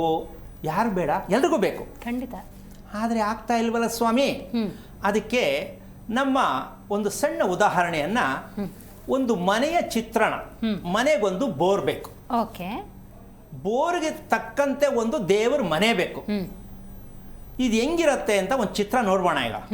ಆ ಚಿತ್ರ ನೋಡಿದ ಮೇಲೆ ನಾವು ಏನು ಅಂತ ಈಗ ನೋಡಿ, ಇದು ಭೂಮಿಯ ಮಟ್ಟವನ್ನು ಮೊದಲು ಗಮನಿಸ್ಕೋಬೇಕು. ಬೋರ್ ತೆಗೆದಿರ್ತಕ್ಕಂಥ ಎಲ್ರಿಗೂ ಗೊತ್ತಾಗ್ತಾ ಇದೆ. ಅದರ ಮೇಲೆ ಸಂಪಿದೆ, ಅದರ ಮೇಲೆ ಮನೆಯ ಪ್ಲಾಟ್ಫಾರ್ಮ್ ಇದೆ ನೋಡಿ. ಇದು ಅತಿ ಮುಖ್ಯವಾಗಿ ದೇವರು ಕಾಣಿಸ್ತಾ ಇರ್ತಕ್ಕಂಥ ಕಿಂಡಿ ಅವತ್ತು ತೋರಿಸ್ದೆ ಹೇಗೆ ಅಂತ ಹೋಮ್ ಇತ್ತಲ್ಲ, ಇದೇ ಇದು ಒರಿಜಿನಾಲಿಟಿ. ಇನ್ನು ಹೋಮ್ ಬಂದಿಲ್ಲ ಇಲ್ಲಿಗೆ. ಈಗ ದೇವರ ಮನೆಗೆ ನಾವು ತೆಗೆದಿರ್ತಕ್ಕಂಥ ಬೋರ್ವೆಲ್ ಏನು ತೆಗ್ದಿದ್ದೀವಿ ಅದು ದೇವರು ಅಂತ ಒಪ್ಕೊಂಡಿದ್ದೀವಲ್ವಾ, ಅದಕ್ಕೆ ಪೂಜೆ ಯಾವಾಗ? ಅಪ್ರಾಣೆ ಇಲ್ಲ. ಬೋರ್ ತೆಗೆಯಕ್ಕೆ ದುಡ್ಡು ಕೊಟ್ಟು ನೀರು ದುಡ್ಡು ಕೊಟ್ಟಿದ್ದೀವಾ? ಇಲ್ಲ. ಮತ್ತು ನಿಮ್ಗೆ ಒಳ್ಳೇದು ಹೆಂಗಾಗಬೇಕು ನೋಡಿ. ಆ ಕಂಬ ಇದೆಯಲ್ಲ, ಅದು ಲಕ್ಷ್ಮೀ ಕಂಬ. ಯಾವ ಮನೆಯಲ್ಲಿ ವರಾಂಡ ಇರಬೇಕು ಎಲ್ಲಿದೆ ಅಂತ ನಮ್ಮ ಪ್ಲ್ಯಾನ್ ಅಲ್ಲದೆ ಬೇರೆ ಯಾವ ಕಾರಣಕ್ಕೂ ಕಂಬ ಇರುವ ಮನೆ ಈ ಕಾರಣಕ್ಕೂ ಸಿಕ್ಕಲ್ಲ. ಹೌದು. ಈಗ ನೋಡಿ, ಆ ಮನೆಯ ಈಶಾನ್ಯ ಭಾಗ ಎಷ್ಟು ಚೆನ್ನಾಗಿ ಸೂರ್ಯನ ಕಿರಣ ಒಳಗೆ ಪ್ರವೇಶ ಮಾಡಿದಾಗ, ಅದಕ್ಕೆ ಓಂಕಾರವನ್ನು ಕೊಟ್ಟಾಗ, ಮನೆ ಹೊರಗಡೆ ಕುತ್ಕೊಂಡಾಗ ಅದರ ಸೌಂದರ್ಯನೇ ಬೇರೆ. ಹೌದು. ಏನೋ ಒಂದು ಮನೆ ಕಟ್ಟಬೇಕು. 3 ಸ್ಟೇಜ್ ಮೇಲೆ ಮನೆ ಇದೆ. ಪಾಯ ಭೂಮಿಯಿಂದ 3 ಸ್ಟೇಜ್ ಇದೆ. ಇದೆಯಮ್ಮ ಮನೆಗೆ ಕಳಶ. ನಾವು ಮನೆ ದೇವ್ರ ಮನೇಲಿ ಕಳಶ ಇಟ್ಕೊಂಡು ಮಂತ್ರ ಹೇಳಿದ್ದೆ, ಪೂಜೆ ಮಾಡಿದ್ದೆ. ಅಂದರೆ ನಾವು ಎಷ್ಟು ಹಿಂದೆ ಇದ್ದೀವಿ ಅಂತಕ್ಕಂತಹ ಈ ಒಂದು ಇತಿಹಾಸ ವಿಚಾರವನ್ನು ನಾವು ಗಮನಿಸ್ಕೋಬೇಕು. ದೇವರು ಅಂತ ಹೇಳ್ತೀವಿ, ದೇವರು ಬಳಸೋದು ನಮ್ಗೆ ಗೊತ್ತಿಲ್ಲ. ಗುರುಗಳೇ, ಈಗ ಬೆಂಗಳೂರಿನಂಥ ನಗರ ಪ್ರದೇಶದಲ್ಲೂ ಕೂಡ ನೀವು ಹೇಳುವಂಥ ಪದ್ಧತಿಯನ್ನು, ಅಂದರೆ ಮನೆ ಕಟ್ಟುವ ಪದ್ಧತಿಯನ್ನು ಅನುಸರಿಸ್ಕೊಳ್ಳೋಕೆ ಸಾಧ್ಯನಾ? ಇದು ಬೆಂಗಳೂರದೇ ಮನೆ. ಓಕೆ. ಇದೊಂದು ಬೆಡ್ರೂಮ್ ಸೈಜ್ ಮನೆ. ಇದು ಒಳಗಡೆ ಡಿಸ್ಪ್ಲೇ ಮಾಡಿ ಇನ್ನೊಂದ್ಸಲ ತೋರಿಸ್ತೀನಿ. 1 ಬೆಡ್ರೂಮ್ ಸೈಜು ಈ ಮನೆ ಮಾಡಿದ್ದೀನಿ ನಾನು. 1 BHK. ಅಮ್ಮ 3 ರೂಮು, 1 ರೂಮ್ ಅಲ್ಲ 3 ರೂಮ್ ಮಾಡಿಸಿದ್ದೀನಿ. Okay okay. ಅದು ಏನು ಚಿಕ್ಕದು ಹೆಂಗೆಂಗೋ ಅಡ್ಜಸ್ಟ್ ಮಾಡ್ಕೊಂಡು ಮಲ್ಕೊಳ್ಳೋದಲ್ಲ, ಡ್ಯಾನ್ಸ್ ಮಾಡ್ಬೋದು ಒಳಗಡೆ, ಜೂಟಾಟ ಆಡಬೇಕು. ನಮ್ಮ ಜನ ಮದುವೆ ಆದಮೇಲೆ ನಾವು ಮಕ್ಕಳ ಥರ ಇರಬೇಕು ಅಂತ ಅನ್ಕೊಂಡೇ ಅಲ್ಲಮ್ಮ. ಏನು ಹೇಳ್ತೀಯಾ? ಅಯ್ಯೋ ಮದುವೆ ಆಗೋಯ್ತು, ತಪ್ಪು. 99.5 ಆಗಿದ್ರು ಇಲ್ಲ, ನಾವು ಈಗ ಲವ್ ಮಾಡ್ತಾ ಇದ್ದೀವಿ, ಆ ಕ್ಲಾರಿಟಿ ಇರಬೇಕು ಗಂಡ ಹೆಂಡ್ತಿ. ಹಂಗಿರ್ಬೇಕಾದ್ರೆ ರೂಮ್ ಹೆಂಗಿರಬೇಕು? ಇದು ನಮ್ಮದು ಡಿಫ್ರೆಂಟ್ ಕಾನ್ಸೆಪ್ಟ್. ಬೆಡ್ರೂಮ್ ಅಂದರೆ ಹೀಗೆ ಇರಬೇಕು. ಆದರೆ ಇದೆಲ್ಲವನ್ನೂ ಬೇಕು ಅಂದರೆ ಜನಗಳಿಗೆ ಚಳಿ ಜ್ವರ ಬರುತ್ತೆ ನಮ್ಮನ್ನು ಟಚ್ ಮಾಡೋಕ್ಕೆ. ಈ ಸೌಲಭ್ಯಗಳನ್ನು ಒದಗಿಸಿಕೊಡಬೇಕು ಇಷ್ಟು ಸೈಟಲ್ಲಿ ಅಂದರೆ ನಮ್ಮನ್ನು ಟಚ್ ಮಾಡೋಕ್ಕೆ ಚಳಿ ಜ್ವರ ಅಂತೂ ಗ್ಯಾರಂಟಿ ಬರುತ್ತೆ. ರೇಟ್ ಕೇಳಿದ್ರೆ ಏನೂ ಮಾಡೋಕ್ಕಾಗಲ್ಲ. ತಡ್ಕೊಳ್ಳೋ ಶಕ್ತಿ ಇದ್ರೆ ಪಡ್ಕೋಬೋದು, ಇಲ್ಲ ಅಂದರೆ ಬೇಡ. ಗವರ್ಮೆಂಟ್ ಬಸ್ಸಲ್ಲಿದೆ ಹೋಗಿ, ದುಡ್ಡಿದೆ ವಾಲ್ವೋ ಹತ್ತಿಗೆ ಹತ್ತಿ. ಯಾಕೆ ಮಾತು ಹೇಳ್ತೀನಿ ಅಂದರೆ ನಮ್ಮ ಜನ ಹೆದರ್ಕೊಳ್ಳೋದು ಜಾಸ್ತಿ. ಕೋಟಿ ಬಂಡವಾಳ ಹಾಕಿ ಮನೆ ಕಟ್ತಾರೆ, ಲಕ್ಷ ಅಂದ ತಕ್ಷಣ ಹೆದರ್ಕೋತಾರೆ. ಹೌದು. ಅದಕ್ಕೆ ನಾವೇನು ಮಾಡೋಕ್ಕಾಗಲ್ಲ. ಕೋಟಿ ಹಾಕ್ಬೋದು, ಲಕ್ಷಕ್ಕೆ ಹೆದರ್ಕೊಳ್ಳೋದು. ಈ ಒಂದು ವಿಚಾರವನ್ನು ಯಾಕೆ ಹೇಳ್ತಾ ಇದ್ದೀನಿ? ಸಾಕಷ್ಟು ಜನಕ್ಕೆ, ಕೆಲವರಿಗೆ ನಮ್ಮ ವಿಷಯದಲ್ಲಿ ದೊಡ್ಡ ಒಂದು ಅಗಾಧವಾಗಿರ್ತಕ್ಕಂಥ ಒಂದು ಭಯ ಯಾವುದಪ್ಪ ಅಂದರೆ, ಅಯ್ಯೋ ಇವ್ರನ್ನ ತಡ್ಕೊಳಕ್ಕಾಗತ್ತಾ? ಅದಕ್ಕೆ ನಾನು ಹೇಳ್ತೀನಿ, 2 ಹಾರ್ಟ್ ಇರಬೇಕು ನಾನು ತಡ್ಕೋಬೇಕಾದ್ರೆ. ಜೊತೆಗೆ ಮನೆಯ ಪ್ರವೇಶ ಅಂತಕ್ಕಂಥ ವಿಷಯ ಇದೆಯಲ್ಲ, ಪಾಯದಿಂದ ಹಿಡಿದು ಮನೆ ಪ್ರವೇಶ ಮಾಡಿ ಅಡುಗೆ ಮಾಡಿ ರುಚಿ ಆಗತ್ತಾ, ಅಡುಗೆ ರುಚಿ ಇರುತ್ತಾ, ನಿದ್ದೆ ಚೆನ್ನಾಗಿ ಬರುತ್ತಾ ಟೆಸ್ಟ್ ಮಾಡೇ ಮನೆ ಕೊಡೋದು. ಸುಮ್ಮನೆ ಏನೋ ಕಟ್ಕೋಗಂತ ಹೇಳೋದಲ್ಲ, ಬೇಕಲ್ಲಮ್ಮ. ಕರೆಕ್ಟ್. ನಮ್ಮ ಪ್ರಕಾರನೇ ಮನೆ ಯಾಕೆ ಕಟ್ಟಬೇಕು? ಅಡುಗೆ ರುಚಿ ಆಗತ್ತಾ? ಹೌದು. ನಿದ್ದೆ ಮಲ್ಕೊಂಡ ತಕ್ಷಣ ಬರುತ್ತಾ? ಹೌದು. ಇದೆಲ್ಲವೂ ಇಲ್ಲ ಅಂದರೆ ಮನೆ ಯಾಕೆ ಇಷ್ಟೊಂದು ಕಷ್ಟಪಟ್ಟು ಕಟ್ಟಬೇಕು? ರೂಮಲ್ಲಿ ಆರಾಮಾಗಿ ದುಡ್ಡು ಕೊಟ್ಟರೆ ರೂಮ್ ಸಿಗುತ್ತೆ. ಮನೆ ಅಂದ್ರೇನೆ ನೆಮ್ಮದಿ ತಾಣ, ಅಂದ್ರೆ ನೆಮ್ಮದಿ ಸಿಗಬೇಕು ಅಂತಾನೆ ಮನೆಗೆ ಹೋಗೋದು. ಬಟ್ ಅಂತ ಮನೆಗಳಲ್ಲೇ ನೆಮ್ಮದಿ ಇಲ್ಲ. ನಾವು ಅನ್ಕೊಂಡಿದೀವಿ ಮನೆ ಅಂದ್ರೆ ನೆಮ್ಮದಿಯ ತಾಣ ಅಲ್ಲ. ಅದಕ್ಕೆ ನಮ್ಮ ಭಾಷೆಯಲ್ಲಿ ಹೇಳ್ತೀವಿ ತರಬೇತಿ, ಮನುಷ್ಯನಿಗೆ ತರಬೇತಿ ಕೇಂದ್ರ ಯಾವುದು? ಮನೆ. ಆಮೇಲೆ ಹಿಂದಿನವ್ರು ಹೇಳ್ತಿದ್ರು ಮನೆಯೇ ಪಾಠಶಾಲೆ. ಹೌದಾ? ಮನೆಯೇ ಪಾಠಶಾಲೆ ಅಂತ ಹೇಳ್ತೀವಿ. ಹೇಗದು ಪಾಠಶಾಲೆ ಆಗುತ್ತೆ? ಏನು ಪಾಠಶಾಲೆ ಅಂದರೆ ಹೇಗಮ್ಮ? ಅದು ಹೇಳ್ಬಿಡ್ತಾರೆ, ಕೂತ್ಕೊಂಡು ಏನೋ ಒಂದು ಮುದುಕರು ಹೇಳ್ಬಿಟ್ರು, ಅಳಬ್ರು, ಮನೆಯೇ ಪಾಠಶಾಲೆ. ಸರಿ, ಹೇಗೆ? ಏನು ಉತ್ತರ ಏನದಕ್ಕೆ? ಪಾಠಶಾಲೆ ಅಂದರೆ ಏನು ಅಂತ ಉತ್ತರ ಹೇಳ್ಬೇಕಲ್ಲ. ಅದು ಹೇಳ್ಬಿಟ್ಬಿಟ್ರು, ಅದನ್ನ ಉದ್ದಕ್ಕೆ ಹೇಳ್ಕೊಂಡು ಹೋಗ್ತಾ ಇರ್ತಾರೆ. ಮನೆ ಅಂದರೆ ಪಾಠಶಾಲೆ. ಪಾಠಶಾಲೆ ಅಂದರೆ ಏನಾಗಿರ್ಬೇಕಲ್ಲಿ ಅಂದರೆ ಮನಸ್ಸು ಮತ್ತು ದೇಹವನ್ನು ಪರಿವರ್ತನೆ ಮಾಡ್ತಕ್ಕಂಥ ಒಂದು ಶಕ್ತಿ ಆ ಮನೆಯಲ್ಲಿ ಇರಬೇಕು. ಹಾಗಿರಬೇಕಾದ್ರೆ ಆ ಶಕ್ತಿಯನ್ನು ಪಡ್ಕೋಬೇಕಾದ್ರೆ ನಾವೇನು ಗಮನಿಸಬೇಕು ಅಂತಕ್ಕಂಥ ಒಂದು ವಿಚಾರಕ್ಕೆ ಬಂದರೆ, ನಕ್ಷತ್ರಗಳು 27. ಹೌದಾ? 27 ನಕ್ಷತ್ರವನ್ನು ನಮ್ಮ ವಾಸದ ಮನೆಗೆ ಅಳವಡಿಸಿರಬೇಕು ಅಂತ ಹೇಳ್ತಾ ಇದ್ದೀನಿ. 27 ನಕ್ಷತ್ರ ನಮ್ಮ ಮನೇಲಿ ಇರಬೇಕು. ಅದು ವಿಸ್ತೀರ್ಣ ಎಷ್ಟೇ ಇರಲಿ, ಅದು ಇಷ್ಟೇ ಇರಬೇಕು ಅನ್ನೋ ಪ್ರಶ್ನೆ ಅಲ್ಲ. ಆ ವಿಸ್ತೀರ್ಣಕ್ಕನುಸಾರವಾಗಿ 27 ನಕ್ಷತ್ರವನ್ನು ನಾವು ಅನುಸರಿಸಿದಾಗ ಜಪಮಣಿ, ಜಪಮಾಲೆ ಅಂತ ಕತ್ಕಾಕ್ತೀವಿ. ಎಷ್ಟಿರುತ್ತದು? 108 ಇರುತ್ತೆ. 27 × 4 ಎಷ್ಟಾಯ್ತು? Got it. ಆಯ್ತಲ್ಲ. ಈ 4 ಯಾವುದು? ಅದೇ ನಮ್ಮ ಮನೆಯ ಒಳಮೂಲೆಗಳು. ಮನೆಯ ಹೊರಮೂಲೆ, ಆಮೇಲೆ ಹೊರಗಡೆಯಲ್ಲಿ ಬಿಟ್ಟಿರ್ತಾರೆ, ಕಚ್ಚಿಸ್ಬಿಟ್ಟಿರ್ತಾರೆ. ಲಂಬ ಅಂತ ಹೇಳ್ತಿದ್ರಲ್ಲ ಪ್ರತಿ ಕಾರ್ಯಕ್ರಮದೆಲ್ಲ ಸಂಬಂಧ. ಆ ಲಂಬ ಬರೋ ಹಾಗಿಲ್ಲ. Okay okay. ನಾವು ಹಾಕಬೇಕಾಗಿದ್ದು ಅಕ್ಷಯ ರೇಖೆ. ಓಕೆ. ಲಂಬ ಬರೋದೇನೋ ಶಾಸ್ತ್ರಕ್ಕೆ ಬರಲ್ಲ ಅದು. ಅಂದ್ರೆ ಇವಾಗ ಕಟ್ಕೋತಾರ ಸಾಮಾನ್ಯ ಒಂದು 80% ಲಂಬ ರೇಖೆಲೆ ಮನೆ ಆಗ್ತಾ ಇರೋದು. ಅದಕ್ಕೆ ಇವತ್ತು ಮಕ್ಕಳನ್ನು ನಾವು ಕಂಟ್ರೋಲ್ ಮಾಡೋಕ್ಕಾಗದೇ ಇರುವ ರೀತಿಯಲ್ಲಿ ಆಗ್ತಾ ಇರೋದಕ್ಕೆ ಹೆಣ್ಣು ಒಂದೇ ಅಲ್ಲ, ಗಂಡು ಸೇರಿ. ಆ ಲಂಬ ಅಂತಕ್ಕಂಥ ರೇಖೆ ಅಂತಕ್ಕಂಥದ್ದನ್ನ ಯಮನ ಸೂತ್ರ ಅಂತಾರೆ. ಅದನ್ನ ಯಾವುದನ್ನ? ಲಂಬ ರೇಖೆಯ ಮನೆಯನ್ನ ಯಮನ ಸೂತ್ರ, ಇದನ್ನ ಬ್ರಹ್ಮಸೂತ್ರ ಅಂತಾರೆ. ಬ್ರಹ್ಮ ಸೃಷ್ಟಿ ಅಂತ ಬಾಯಲ್ಲಿ ಹೇಳ್ತೀವಿ, ಬ್ರಹ್ಮಸೂತ್ರದ ಮನೆ ಹೇಗೆ ಅಂತ ಗೊತ್ತಿಲ್ಲ ನಮಗೆ. ಹೌದು. ಈ 4 27 × 4 108 ಲೆಕ್ಕಾಚಾರ ಡಿವೈಡ್ ಮಾಡಿದಾಗ ಈ 4 ಮೂಲೆಯನ್ನು ನಾವು ಮನೆಯಲ್ಲಿ ಪ್ರದರ್ಶನ ಮಾಡಿದಾಗ ನಮಗೆ 27 ನಕ್ಷತ್ರದಲ್ಲಿ ಅಪ್ಪ ಒಂದು, ಅಮ್ಮನ 1 ನಕ್ಷತ್ರ, ಮಗುದ 1 ನಕ್ಷತ್ರ, ಅಳಿಯಂದ 1 ನಕ್ಷತ್ರ, ಮನೇಲಿರೋ ಕುಟುಂಬದ ಸದಸ್ಯರೆಲ್ಲ ಒಂದೊಂದು ನಕ್ಷತ್ರ ಇರುತ್ತಮ್ಮ. ಇವರಿಗೆ ಒಂದೊಂದು ನಕ್ಷತ್ರಕ್ಕೆ ಒಂದೊಂದು ರಾಶಿಗೆ ಮನೆ ಕಟ್ಟಕ್ಕಾಗತ್ತಾ? ಇದು ನಮ್ಮ ದೇಶದಲ್ಲಿ ಬಂದಿರತಕ್ಕಂಥ ಕೆಟ್ಟ ಸಂಪ್ರದಾಯ. ಹೆಸರು ಬಲಕ್ಕೆ ಮನೆ ಕಟ್ಟಬೇಕು ಅನ್ನೋರಿಗೆ ಇದು ಒಂದು ದೊಡ್ಡ ಸಂದೇಶ. ಗುರುಗಳೇ, ಈಗ ಮನೆಯ ಒಡೆಯನ ನಕ್ಷತ್ರ ಇದು, ಮನೆಯ ಒಡೆಯನ ರಾಶಿ ಇದು, ಆತನ ನಕ್ಷತ್ರ ರಾಶಿಗೆ ಅನುಗುಣವಾಗಿ ಮನೆ ಕಟ್ಟುವಂತಹ ಪದ್ಧತಿಗಳ ನಡುವೆ 27 ನಕ್ಷತ್ರ ಮನೇಲಿ ಇರಬೇಕು ಅಂದ್ರೆ ಅದು ಹೆಂಗೆ ಅಂತ ಪ್ರಶ್ನೆ ಕೇಳ್ತಾರೆ. ಅದನ್ನೇ ಹೇಳ್ತೀನಲ್ಲ, 27 ನಕ್ಷತ್ರವನ್ನ ಮನೆಗೆನ್ನ ಕಟ್ಟುವವನೇ ನಿಜವಾದ ಪಂಡಿತನಾಗ್ತಾನೆ. ಅಂದ್ರೆ ಯಾವ್ದಕ್ ಪಂಡಿತ? ಕುಟುಂಬವನ್ನ ಹೇಗೆ ತಗೊಂಡೋಗಬೇಕು ಅಂತ ಯೋಚನೆ ಮಾಡೋದಲ್ಲ. ಹಾಗಾದ್ರೆ ಈಗ ಯಾವುದೋ ಒಂದು ನಕ್ಷತ್ರ ನಾವು ಇಟ್ಕೊಂಡ್ರು ಕೂಡ ಆ ನಕ್ಷತ್ರಕ್ಕೆ ಈ ನಕ್ಷತ್ರ ಹೊಂದುತ್ತೆ, ಇದು ಪರ್ಟಿಕ್ಯುಲರ್ ನಕ್ಷತ್ರಕ್ಕೆ ಈ ನಕ್ಷತ್ರ ಹೊಂದಲ್ಲ ಅನ್ನುವಂಥದ್ದು ಇರುತ್ತಲ್ಲ. ಹಾಗಾಗಿ 27 ನಕ್ಷತ್ರ ಮನೆ ಒಳಗೆ ಸ್ಥಾಪನೆ ಮಾಡಿದ್ರೆ ಒಂದು ವಿಚಾರ ಹೇಳ್ತೀನಿ. ಈ ಹೆಣ್ಣು ಗಂಡಿಗೆ ಇದು ಒಂದಲ್ಲ ಒಂದೊತ್ತೆ ಅಂತ ಹೇಳೋ ಶಾಸ್ತ್ರಗಾರರಿಗೆ ನಾನು ಒಂದು ಚಾಲ ಮಾಡಿ ಹೇಳ್ತೀನಿ. ಒಂದು ನಕ್ಷತ್ರ ಪ್ರಪಂಚದಲ್ಲಿ ಎಲ್ಲಿದೆ? ಇಲ್ವಲ್ಲ. ಹೇಳ್ತಿರೋ ಸುಳ್ಳದು. ಅದು ನೇರವಾಗಿ ಹೇಳ್ಬಿಡ್ತೀನಿ. ಮದುವೆಯಲ್ಲಿ ಹೊಂದಾಣಿಕೆ ನಕ್ಷತ್ರ ಹೇಳ್ತಾವ, ಪಕ್ಕಾ ಸುಳ್ಳದು. ಅದು ಸತ್ಯ ಆಗಿದ್ರೆ ಗಂಡ ಹೆಂಡತಿ ಚೆನ್ನಾಗಿರ್ತಿದ್ರು. ಇದು ಒಂದು ಕೆಟ್ಟ ಕತೆ. ನಾವು ಮನೆಯಲ್ಲಿರ್ತಕ್ಕಂಥ ಸದಸ್ಯರ ಎಲ್ಲ ನಕ್ಷತ್ರಗಳು, ಇನ್ನೊಂದು ಆಶ್ಚರ್ಯಕರವಾದ ವಿಷಯ ಹೇಳ್ತೀನಮ್ಮ. ಒಂದು ಮಗು ನಕ್ಷತ್ರ ಅಂತಕ್ಕಂಥದ್ದನ್ನು ನಾವು ಗುರುತಿಸ್ತೀವಿ. ಆಯ್ತು. 27 ನಕ್ಷತ್ರವು ಒಂದೇ ದೇಹದಲ್ಲಿದೆ, 12 ರಾಶಿಯು ಒಂದೇ ದೇಹದಲ್ಲಿದೆ. ಇದಕ್ಕೆ ನಮ್ಮ ಪ್ರಶ್ನೆ ದಯವಿಟ್ಟು ಯಾರು ಉತ್ತರ ಕೊಡ್ಲಿ. 27 ನಕ್ಷತ್ರ ಒಂದೇ ದೇಹದಲ್ಲಿದೆ, ದಯವಿಟ್ಟು ತಿಳಿಸಿ ಯಾರು ಇದ್ರೆ. ತಾಕತ್ತು ದಮ್ಮು ಅಂತ ಈ ವಿಷಯದಲ್ಲಿ ಮಾತಾಡ್ತೀನಿ. ಯಾಕೆ ಅಂದರೆ ನಾವು ಎಷ್ಟು ಒಂಥರ ಜೀವನ ಬದುಕ್ತಾ ಇದ್ದೀವಿ ಅಂದರೆ ಅದಕ್ಕೊಂದಕ್ಕೂ ಅರ್ಥನೇ ಇಲ್ಲ. ಒಂದು ನಕ್ಷತ್ರ ಪರ್ಟಿಕ್ಯುಲರ್ ಆಗಿ ಯಾಕೆ ತಗೋಬೇಕಾಗಾದ್ರೆ, 27 ನಕ್ಷತ್ರ ದೇಹದಲ್ಲಿರಬೇಕಾದ್ರೆ ಒಂದು ನಕ್ಷತ್ರಕ್ಕೆ ಏನು ಗುರುತು, ಅದು ಐಡೆಂಟಿ ಮಾಡೋದಕ್ಕೆ ನಮಗೆ ಯಾವುದೇ ಒಂದು ಕಂಪನಿ ಇನ್ನೊಂದು ವಂಶ ನೋಡೋದಕ್ಕೆ ಒಂದು ಗುರುತು ಬೇಕಲ್ಲ, ಹೌದಲ್ಲ? ಆ ಗುರುತು ಆ ಭಾಗದಲ್ಲಿ ಯಾವ ರೀತಿ ತೊಂದರೆಯನ್ನು ಕೊಡುತ್ತೆ ಅಂತಕ್ಕಂತಹ ವಿಚಾರವನ್ನು ಗಮನಿಸಬೇಕೇ ಹೊರತು ಇಡೀ ಒಂದೇ ನಕ್ಷತ್ರ ಮನುಷ್ಯನ ಜೀವನವನ್ನ ದೇಹವನ್ನ ಹಾಳು ಮಾಡುತ್ತೆ ಅಂತಕ್ಕಂಥ ವಿಚಾರ ಯಾವುದೇ ಕಾರಣಕ್ಕೂ ಆಗಲ್ಲ. ದೇಹದಲ್ಲಿ ಸಪ್ತಚಕ್ರಗಳು ನೆಲೆಸಿದ್ದಾವೆ, ಅದನ್ನೆಲ್ಲ ಒಪ್ಪಿಕೊಳ್ಬಹುದು ಗುರುಜಿ. 27 ನಕ್ಷತ್ರಗಳು ದೇಹದಲ್ಲಿದ್ದಾವೆ ಅಂದ್ರೆ ಅದನ್ನ ಹೇಗೆ? ಅಲ್ಲ, ಹೇಳ್ತಾ ಹೋಗೋಣ, ಎಲ್ಲ ಒಂದೇ ಸಲ ಎಕ್ಸ್ಪ್ಲೇನ್ ಮಾಡಕ್ ಆಗಲ್ಲ.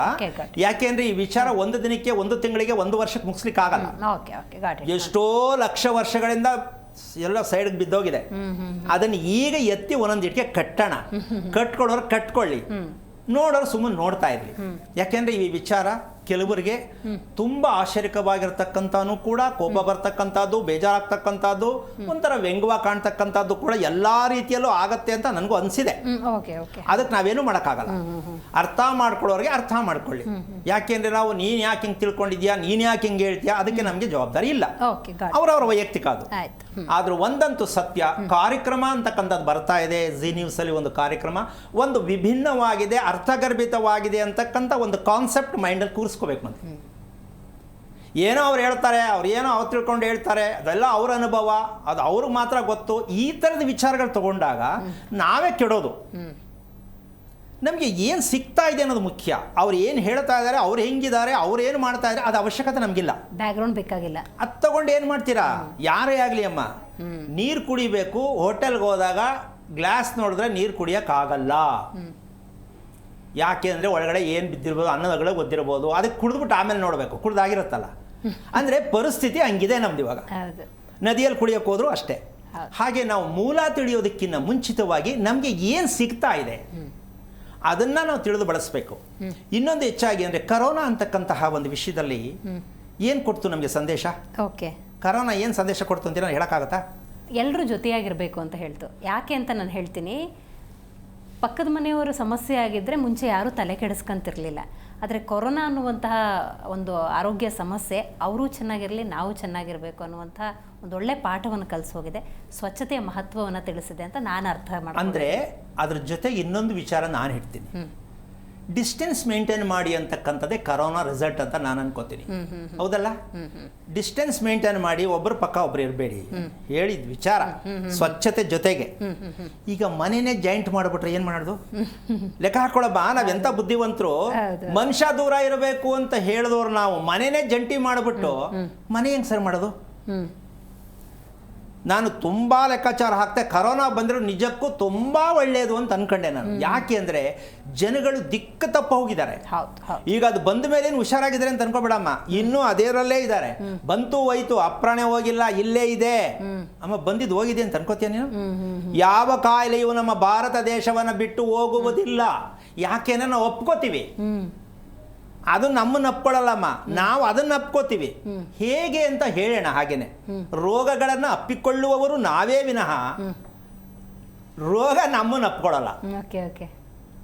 ಹೌದಲ್ವಾ? ನಮ್ಮ ಇಮ್ಯುನಿಟಿ ಲೆವೆಲ್ಗೆ ಅಂತ ನೀವು ಹೇಳದ, ನಮ್ಮ ಆರೋಗ್ಯ ಪದ್ಧತಿ ಸರಿ ಸತ್ತೋಗಿದೆಯಮ್ಮ. ಇಮ್ಯುನಿಟಿ ಪವರ್ ಬರೀ ಕೂತ್ಕೊಂಡು ಭಾಷಣ ಮಾಡಕ್ಕಷ್ಟೇ ಸತ್ತೋಗಿದೆ. ಯಾಕೆ ಅಂದ್ರೆ ಕುಕ್ಕರಲ್ಲಿ ಮಾಡಿರೋ ಅನ್ನ ಅಮ್ಮ ಒಂದೇ ತರ ಇರುತ್ತೆ ಅಂತೀಯಾ? ಹೌದೌದು, ಗಾಟ್ ಇಟ್. ಅಲ್ವಾ? ಅದನ್ನ ತಿಳ್ಕೊಟ್ರಿ. ಮೊದಲು ನಾವು ತಿನ್ಬೇಕಾಗಿರ್ತಕ್ಕಂಥದ್ದು ಯಾವ ಕಾರಣಕ್ಕೂ ನೇರವಾಗಿ ಪ್ರತ್ಯಕ್ಷವಾಗಿ ಒಲೆಯಲ್ಲಿ ಮಾಡಿ ತಿನ್ನಬೇಕು, ಆರೋಗ್ಯವಂತ. ಈ ದಿನಮಾನದಲ್ಲಿ ಹೆಂಗೆ ಅಲ್ಲ, ಒಂದು ವಿಷಯ ಅದು ನಾನು ಹೇಳ್ತಕ್ಕಂಥ ವಿಷಯ ತಗೋಬೇಕು ಅಂತ ನಾನು ಆರ್ಡರ್ ಮಾಡ್ತಾ ಇಲ್ಲ. ಮನೆ ಕಟ್ಟಿಸ್ತಾರಲ್ಲಮ್ಮ, ಕೆಲಸದವ್ರನ್ನ ಕರ್ಕೊಂಬತ್ತಾರೆ ಅಲ್ಲಿಂದ ಮನೆ ನೋಡ್ಕೊಳಕ್ಕೆ, ಸ್ವಲ್ಪ ನೋಡ್ಕೊಳಕ್ಕೆ, ನೀರ್ಗಿರಾಕಕ್ಕೆ. ನನಗೆ ಒಂದು ಖುಷಿ ಅಂದರೆ ನಾನು ನಮ್ಮ ಶ್ರೀಮತಿ ತೋರಿಸ್ದೆ, ಇಂಥ 5 ಸ್ಟಾರ್ ಫ್ಯಾಮಿಲಿ ಇದೆಯಾ ಮನೆ ಕಟ್ಟೋರಿಗೆ ಅಂತ. ಏನು ಅಂದರೆ ಅವ್ರ ಸೌದೆಯಲ್ಲಿ ಇವರು ಒಲೆ ಹಾಕ್ಕೊಂಡು ಅಡುಗೆ ಮಾಡಿಕೊಂಡು, ಗಂಡ ಒಂದು ಕಡೆ ಹೆಂಡತಿ ಒಂದು ಕಡೆ ಕುಟ್ಕೊಂಡು ಕಾಲು ನೀಡ್ಕೊಂಡು ಫಸ್ಟ್ ಕ್ಲಾಸಾಗಿ ಟೀ ಕುಡಿತಾ ಇದ್ದಾರೆ ಬೆಳಗ್ಗೆ 7 ಗಂಟೆಗೆ. ಓನರ್ಗೆ ಆ ಪರಿಸ್ಥಿತಿ ಇಲ್ಲ. ಏನು ಹೇಳ್ತೀಯಮ್ಮ? ಅವಂದೇ ಒಲೆ, ಅವಂದೇ ಸೌದೆ, ಅವಂದೇ ಮನೆ. ಹೌದು. ಹೇಗಿದೆ ಅದೃಷ್ಟ? ಹೌದು. ಓನರ್ಗಿಲ್ಲ. ಬೆಂಗಳೂರಲ್ಲಿ ಕೋಟ್ಯಾಂತರ ರೂಪಾಯಿ ಕೊಟ್ಟು ಮನೆ ತಗೋತಾರೆ. ಮನೆ ಕೆಲಸದವರೇ ಆ ಕೋಟ್ಯಾಂತರ ರೂಪಾಯಿ ಮನೆ ಅನುಭವಿಸೋದು. ಮನೆ ಓನರ್ಗೆ ಏನು ಸಿಗಲ್ಲ. ಹೌದು. ಯಾಕೆ ಅಂದರೆ ನಮಗೆ ಪುರ್ಸೊತ್ತಿಲ್ಲ. ಹೌದು. ಆ ಕಾರಣದಿಂದಾಗಿ ನಾವು ಮಾಡ್ಕೊಳ್ಬೇಕಾಗಿರ್ತಕ್ಕಂತಹ ವಿಚಾರ ಏನಪ್ಪ ಅಂದರೆ 27x4 ಗುಡಿಸ್ತಕ್ಕಂತಹ ಒಂದು ಇದೆಯಲ್ಲ ವಿಚಾರ. ಆಮೇಲೆ ಈಗ ಕಿಟಕಿಯಲ್ಲಿ ಒಂದು ಗಮನಿಸ್ಬೇಕಿತ್ತಮ್ಮ ನೀನು, ಪ್ಲಸ್ ಆಕಾರ ಇತ್ತು. ಹೌದು. ಈಗ ನಾವು ಮ್ಯಾಥಮೆಟಿಕ್ಸ್ಗೆ ಪ್ಲಸ್ ತಗೋತೀವಿ, ಹೌದಲ್ಲ, ಮೈನಸ್ ದೂರ ಮಾಡ್ತೀವಿ. ಹೌದು.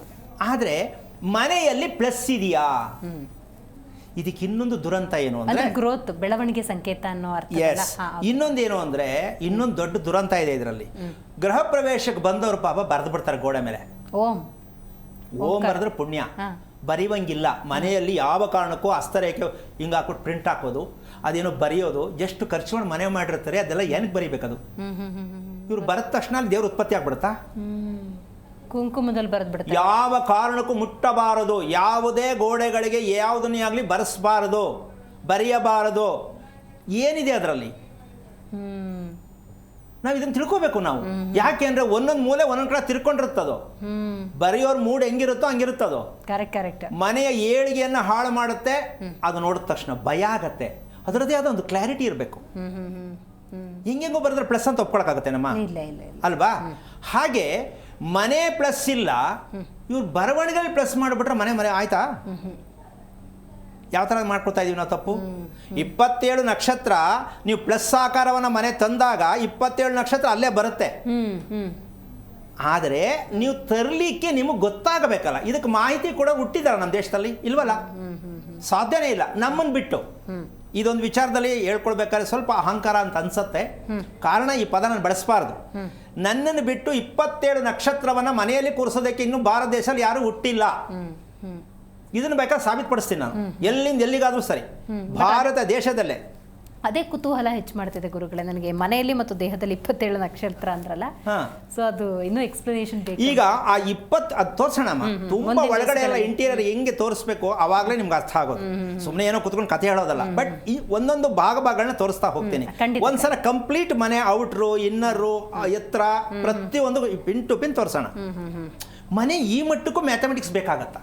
ಓಕೆ. ನಾವು ಎಷ್ಟು ಚೆನ್ನಾಗಿ ಲೆಕ್ಕ ಹಾಕ್ತೀವೋ ನಾವು ಅಷ್ಟೇ ಚೆನ್ನಾಗಿ ಬದುಕ್ತೀವಿ.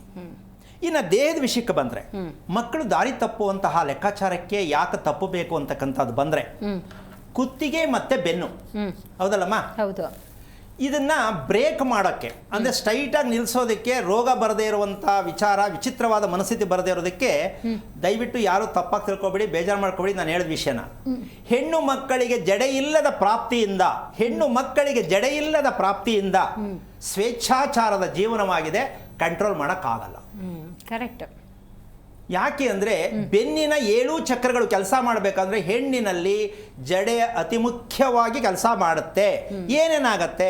ಬಾಲಾರಿಷ್ಟ ದೋಷ ನಿವಾರಣೆ, ಸರ್ಪದೋಷ ನಿವಾರಣೆ, ಜನ್ಮಾಂತರ ದೋಷ ನಿವಾರಣೆ. ಏನಮ್ಮ ಎಂಥ ಅನ್ಯಾಯವಾಗಿ ಬದುಕ್ತಾ ಇದ್ದೀವಮ್ಮ ನಾವು. ಯೋಚನೆ ಮಾಡಿ ಸ್ವಲ್ಪ.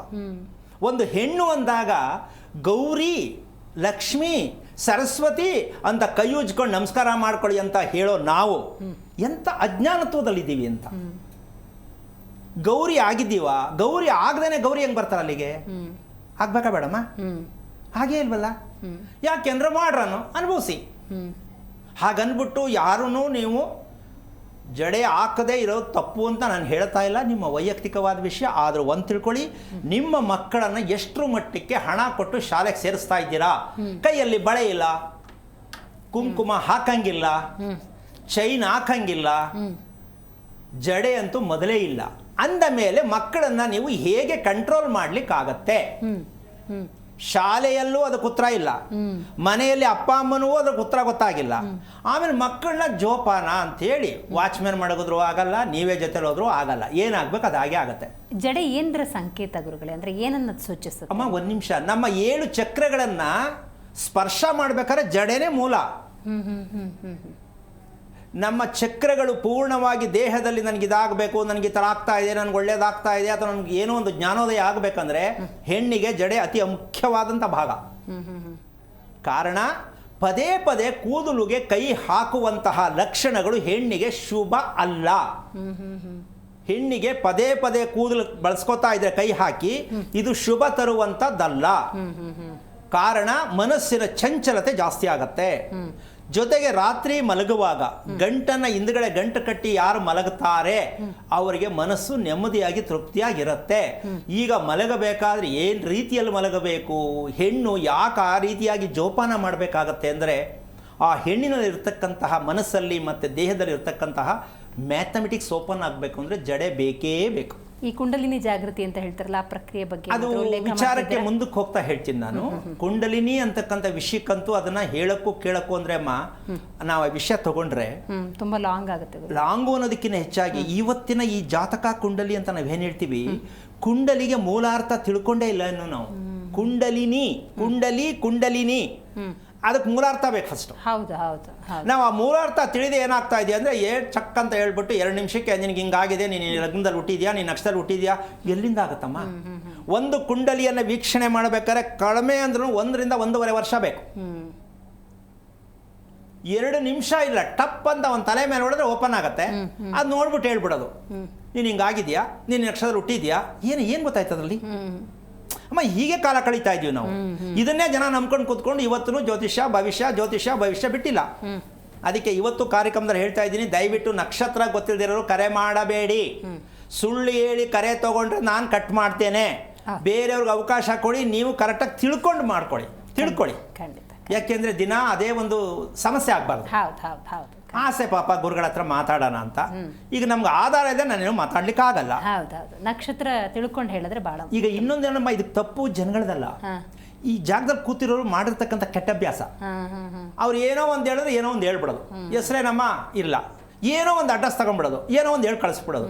ಹೇಗಾಗತ್ತಮ್ಮ ಇದು? ಅಲ್ವಾ? ನಾವು ಮೂಲ ಇಲ್ಲದೆ ಯಾವುದನ್ನು ಹೇಳಬಾರ್ದು, ನೀವು ಕೇಳಬಾರ್ದು ಅಂತ ಈ ಮೂಲಕ ಹೇಳಕ್ಕೆ ಇಷ್ಟಪಡ್ತೀನಿ. ಆದರೆ ಈ ಒಂದು ಬೆನ್ನಿನ ಭಾಗವನ್ನು ಹೆಣ್ಣು ಮಕ್ಕಳಲ್ಲಿ ತಂದೆ ತಾಯಿ ಗಮನಿಸಬೇಕಾಗಿರತಕ್ಕಂತಹ ವಿಚಾರಕ್ಕಿಂತ ಹೆಚ್ಚಾಗಿ ಯಾರು ಬಾಯಿ ರುಚಿಯನ್ನು ಇಷ್ಟಪಡ್ತಾರೆ ಹೆಣ್ಣು ಮಕ್ಕಳು, ತಿಳ್ಕೊಂಬಿಡಿ, ತಪ್ಪು ದಾರಿಗೆ ಹೋಗುವುದರಲ್ಲಿ ಸಂದೇಹವಿಲ್ಲ. ಇನ್ನೊಮ್ಮೆ ಹೇಳ್ತೀನಿ, ನಾಲಿಗೆ ರುಚಿಯನ್ನು ಯಾರು ಇಷ್ಟಪಡುವ ಹೆಣ್ಣು ಮಕ್ಕಳು ಮನೆಯಲ್ಲಿದ್ದಾರೆ, ಅದು 5 ವರ್ಷದ ಮಗು ಆಗಿರ್ಬೋದು, ಈ ಮಗು ಮುಂದೆ ನಮಗೆ ಟಾಟಾ ಮಾಡುವ ಮನಸ್ಥಿತಿ ಇದೆ. ಯಾಕೆಂದ್ರೆ ಕುಂಡ್ಲಿಲಿ ಯಾರು ಹೇಳಲ್ಲ ನಾಲಿಗೆ ರುಚಿ ಹೆಣ್ಣಿಗೆ ತಪ್ಪು ಹಂಗಂತ ಏನು ಉಪ್ಪಿಲ್ಲದೆ ಖಾರದೆ ತಿನ್ಬೇಕಾ? ಇಲ್ಲ ಇಲ್ಲ. ಆದರೆ ಉಪ್ಪಿನ ಅಂಶ ದೇಹಕ್ಕೆ ಬೇಕು ಅನ್ಸುತ್ತಾ ಮನೇನ ಪ್ರಕಾರ?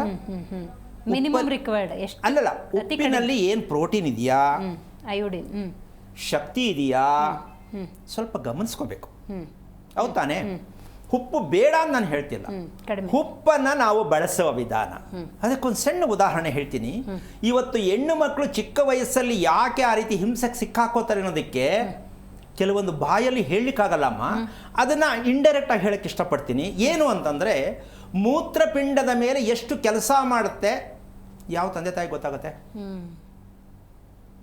ಹೆಣ್ಣು ಅತಿಯಾದ ರುಚಿಯನ್ನು ಬಯಸಿದಾಗ ಮೂತ್ರಪಿಂಡಕ್ಕೆ ಡೈರೆಕ್ಟಾಗಿ ಹೊಡೆಯುತ್ತೆ. ಇದಕ್ಕೆ ಜ್ಞಾನೇಂದ್ರಿಯ ಜನನೇಂದ್ರಿಯಕ್ಕೆ ಲಿಂಕ್ ಇದೆ ಅಂತ ದಯವಿಟ್ಟು ಅಪ್ಪ ಅಮ್ಮಂದ್ರೆ ತಿಳ್ಕೊಳ್ಳಿ.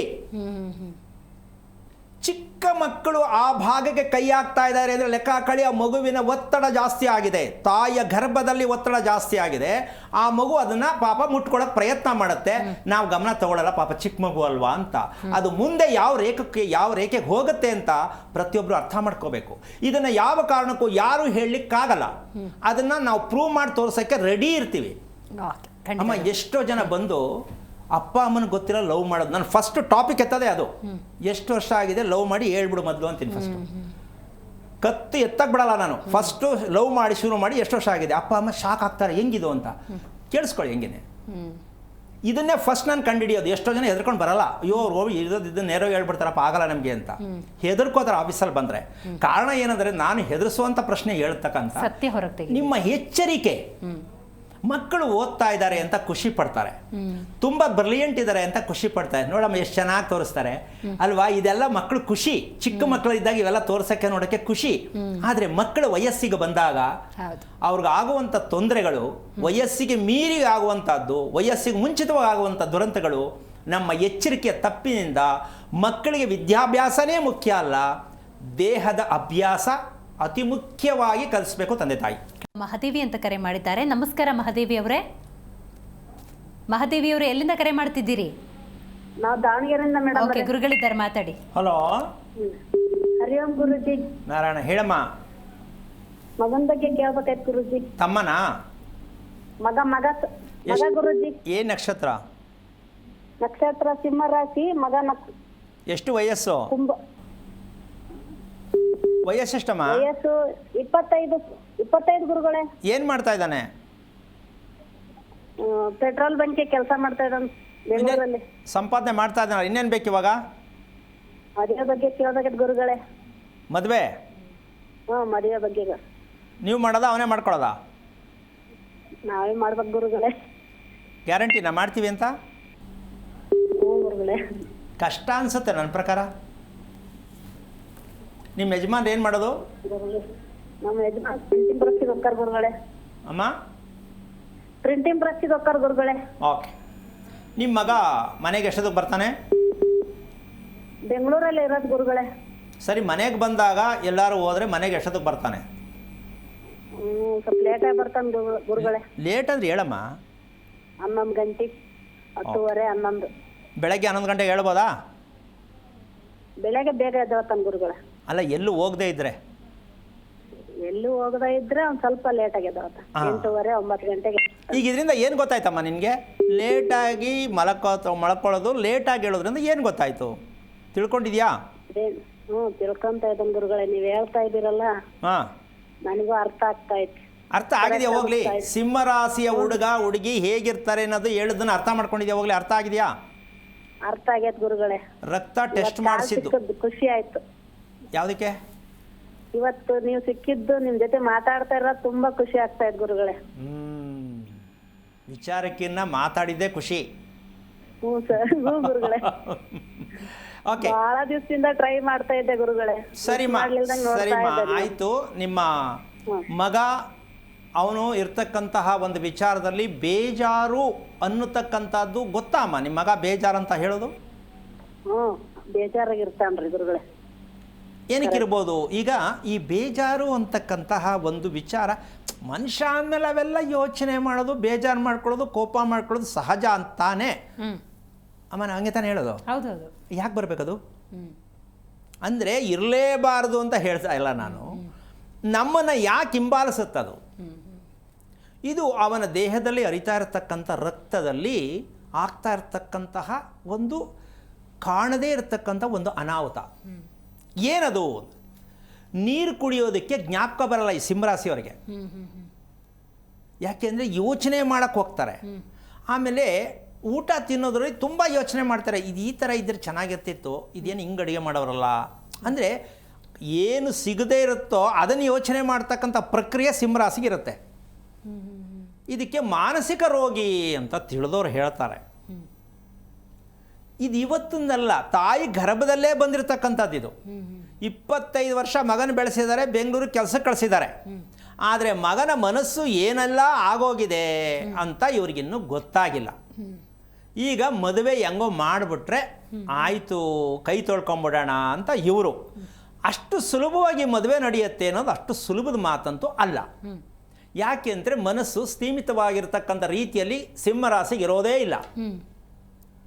ಇದನ್ನು ನಾವು ಫಸ್ಟ್ ತಿಳ್ಕೊಬೇಕಾ, ಮದುವೆ ಮಾಡ್ಬೇಕಮ್ಮ? ತಿಳ್ಕೊಂಡು ನಂತರ ಮಾಡಿದ್ರೆ ಅಮ್ಮ ಕೇಳಿಸ್ಕೊಂಡ್ಯಾ? ಹ್ಞೂ ಗುರುಗಳೇ. ಸಿಂಹರಾಶಿಗೆ ನನ್ನ ಮಗನ ಹೊಟ್ಟೆಯಲ್ಲಿ ಏನಕ್ಕೆ ಹುಟ್ಟದ? ನಾವೇ ಪಡ್ಕೊಂಡ್ವಾ? ದೇವ್ರು ಕೊಟ್ಟನಾ? ಕೊಡೋದಾದರೆ ಯಾವ ಮೂಲಕದಲ್ಲಿ ಪಡ್ಕೊಂಡು? ದೇವರು ಯಾವ ಲೆಕ್ಕದಲ್ಲಿ ಕೊಟ್ಟಿದ್ದಾನೆ?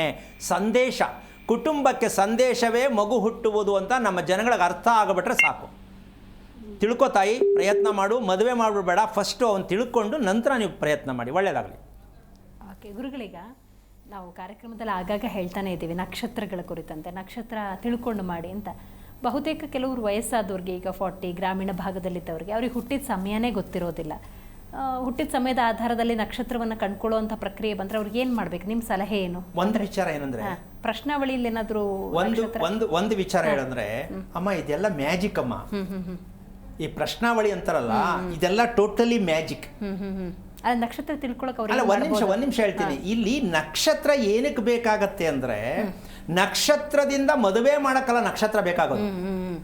ದೇಹದ ಚಿತ್ರಣವನ್ನ ಗುರುತಿಸೋದಕ್ಕೆ. ನಕ್ಷತ್ರವನ್ನು ಅನುಸರಿಸಿ ಮದುವೆ ಮಾಡ್ತಾ ಇದ್ದೀವಿ ಅಂತ ಅನ್ಕೊಂಡ್ರೆ ಅದರಂತ ದಡ್ಡತನ ಇನ್ನೊಂದಿಲ್ಲ. ಏನು ಅಂತಂದ್ರೆ, ದಿನಚರಿಯನ್ನ ತಂದೆ ತಾಯಿ ದಿನಚರಿ ಹೇಗಿತ್ತು, ನಕ್ಷತ್ರದಿಂದ ನಮ್ಗೇನು ಅರ್ಥ ಆಗತ್ತೆ? ತಂದೆ ತಾಯಿಯ ದಿನಚರಿ ಹೇಗಿತ್ತು. ಆ ದಿನಚರಿ ಸರಿಯಾಗಿಲ್ಲ ಅಂದರೆ ಇಲ್ಲಿ ರಿಪೇರಿ ಏನು ಮಾಡಬೇಕು, ಇದನ್ನು ತಿಳ್ಕೊಳ್ಳೋದೇ ಹೊರತು ಮದುವೆ ಮಾಡೋಕ್ಕೆ ನಕ್ಷತ್ರ ಬೇಕು, ಮನೆ ಕಟ್ಟಕ್ಕೆ ನಕ್ಷತ್ರ ಬೇಕು ಅಂತ ಅನ್ಕೊಂಡ್ರೆ ನಮ್ಮಂತಹ ದಡ್ರು ಪ್ರಪಂಚದಲ್ಲಿ ಇನ್ಯಾರೂ ಇಲ್ಲ. ಓಕೆ ಗುರುಗಳೇ, ಮಾತಾಡ್ತೀನಿ. ಬಸವರಾಜ್ ಅಂತ ಕರೆ ಮಾಡಿದ್ದಾರೆ. ನಮಸ್ಕಾರ ಬಸವರಾಜ್ ಅವರೇ. ನಮಸ್ಕಾರ. ಎಲ್ಲಿಂದ ಕಾಲ್ ಮಾಡ್ತಾ ಇದ್ದೀರಿ? ಓಕೆ, ಗುರುಗಳಿದ್ದಾರೆ, ಮಾತಾಡಿ. ಹಲೋ. ಹಲೋ, ನಮಸ್ಕಾರ ಗುರುಗಳೇ. ಹೇಳಿ ಬಸವರಾಜ್, ಏನು ಬೇಕು? ಏನಿಲ್ಲ, ನಮ್ ಜ್ಯೇಷ್ಠ ನಕ್ಷತ್ರ ರೀ. ಎಷ್ಟು ವಯಸ್ಸು? ನಮ್ದೀಗ 51 ರೀ. ಎರಡನೇ ಸಲ ಕರೆ ಮಾಡಿದ್ದಾ? ಇಲ್ರಿ, ಫಸ್ಟಿಗೆ ಹಚ್ಚಿಲ್ರಿ, ಈಗ ಹಚ್ಚದ್ರಿ. ಓಕೆ, ಏನು ಓದಿದ್ದೀರಾ? ನಾವು SLC ಆಗ್ಯದ್ರಿ. ಓಕೆ, ಏನು ಬೇಕು ಇವಾಗ ನಿಮಗೆ? ಏನ್ ನಮ್ದು ಪರಿಸ್ಥಿತಿ ಗಂಭೀರ ಆಗ್ಯದ್ರಿ, ಅದಕ್ಕೆ ಏನ್ ಪರಿಸ್ಥಿತಿ ಯಾವುದ್ರಲ್ಲಿ? ದುಡ್ಡಲ್ಲ, ಆರೋಗ್ಯದಲ್ಲ, ಯಾವುದ್ರಲ್ಲಿ? ಹಾಂ, ಯಾವುದ್ರಲ್ಲಿ? ದುಡ್ಡಲ್ಲ. ಮದುವೆ ಆಯ್ತಾ? ಆಗ್ಯದ್ರಿ. ಎಷ್ಟು ವರ್ಷ ಆಯ್ತು? ನಮ್ಮ ಮದುವೆ ಆಗಿ ಈಗ 29-28 ವರ್ಷ ರೀ. ಖುಷಿಯಾಗಿದ್ದೀರಾ? ಗಂಡ ಹೆಂಡತಿ ಮದುವೆ ಮಾಡ್ಕೊಂಡಾಗಿತ್ತಾ? ಆರಾಮಾಗಿದ್ದೀವಿ ಅಂತಾನ, ಏನೋ ಮಾಡ್ಕೊಂಡಿದ್ದೀವಿ ಅಂತಾನ? ಹೇಗಿದ್ದೀರಾ? ಹಂಗೆ ಏನೋ ಮಾಡ್ಕೊಂಡಿದೀವಿ ಅಂತ ಇದೀವಿ. ಕೋಪ ನಿಮಗೆ ಜಾಸ್ತಿನಾ, ನಿಮ್ಮ ಶ್ರೀಮತಿಯವ್ರಿಗೆ ಜಾಸ್ತಿನಾ? ಇಬ್ಬರಿಗೆ ಜಾಸ್ತಿ ಅಲ್ಲ, ನಮ್ಗಿನ ಜಾಸ್ತಿ ಅಲ್ಲ. ಇಬ್ಬರಿಗೂ ಜಾಸ್ತಿ ಇದೆ. ಓಕೆ, ನಿಮ್ಮ ಮನೆ ಎಷ್ಟು ವರ್ಷದ್ದು? ನಮ್ಮ ಮನೆ ಎಷ್ಟು ವರ್ಷ ಆಯಿತು ಕಟ್ಟಿ? ಹಿಂದೆ ಮನೆ ಕಟ್ಟಿ ಎಷ್ಟು ವರ್ಷ ಆಯಿತು? ಇಲ್ಲ, ಏನೂ ಮಾಡೋಕ್ಕಾಗಲ್ಲ.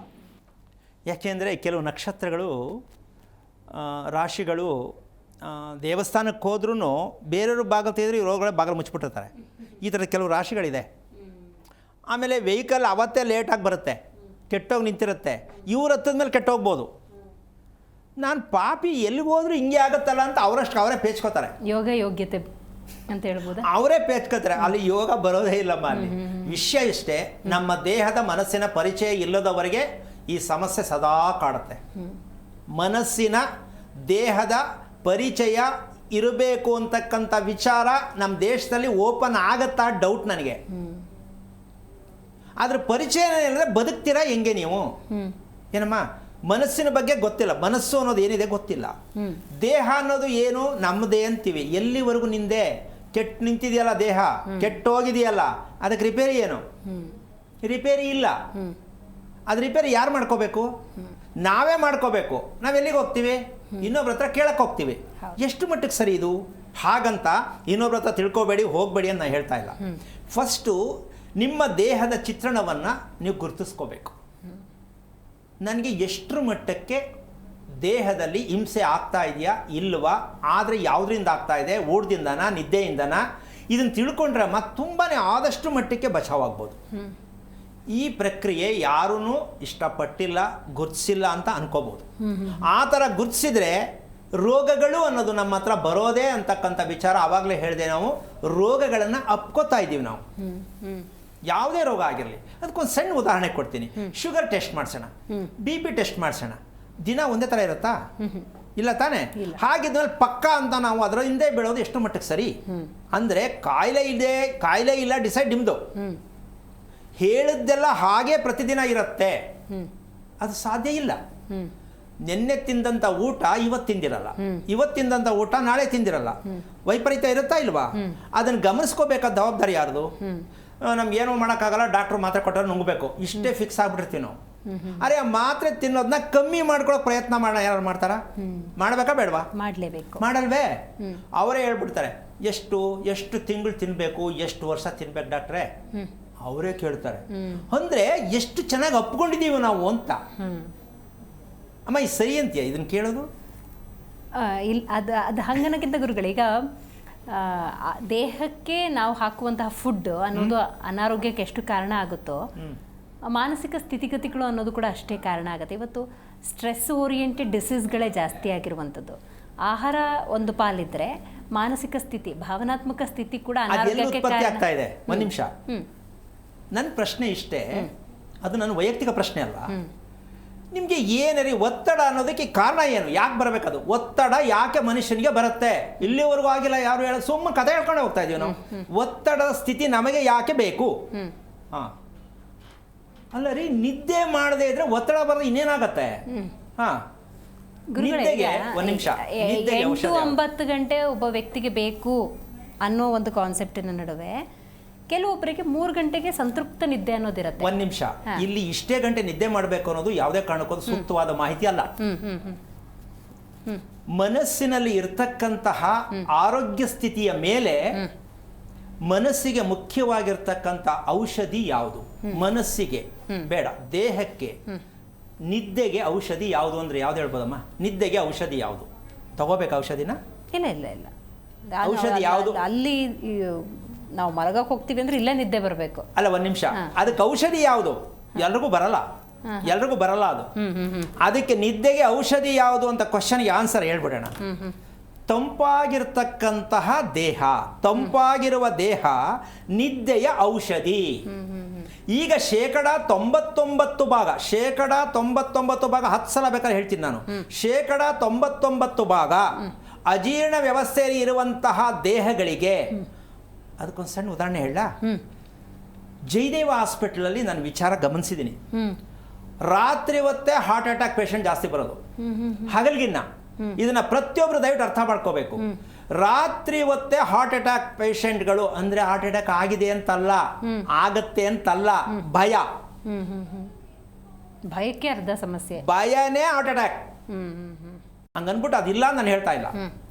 ಇದನ್ನ ಬೇಕಾದ್ರೆ ಗಮನಿಸ್ಬೋದು. ನಾನು ಇದನ್ನು ತಿಳ್ಕೊಂಡಿದ್ದೀನಿ. ಯಾಕೆ ಅಂತಂದ್ರೆ ರಾತ್ರಿಯಲ್ಲಿ ಹೃದಯಾಘಾತ ಆಗುವ ಸಾಧ್ಯತೆ ತುಂಬಾ ಜಾಸ್ತಿ ಅಂತ ಅನ್ಕೊಂಡಿದೀವಲ್ಲ, ಅದು ತಪ್ಪಲ್ಲಿ 50% ನಾವು ತಿಳ್ಕೋಬೇಕು.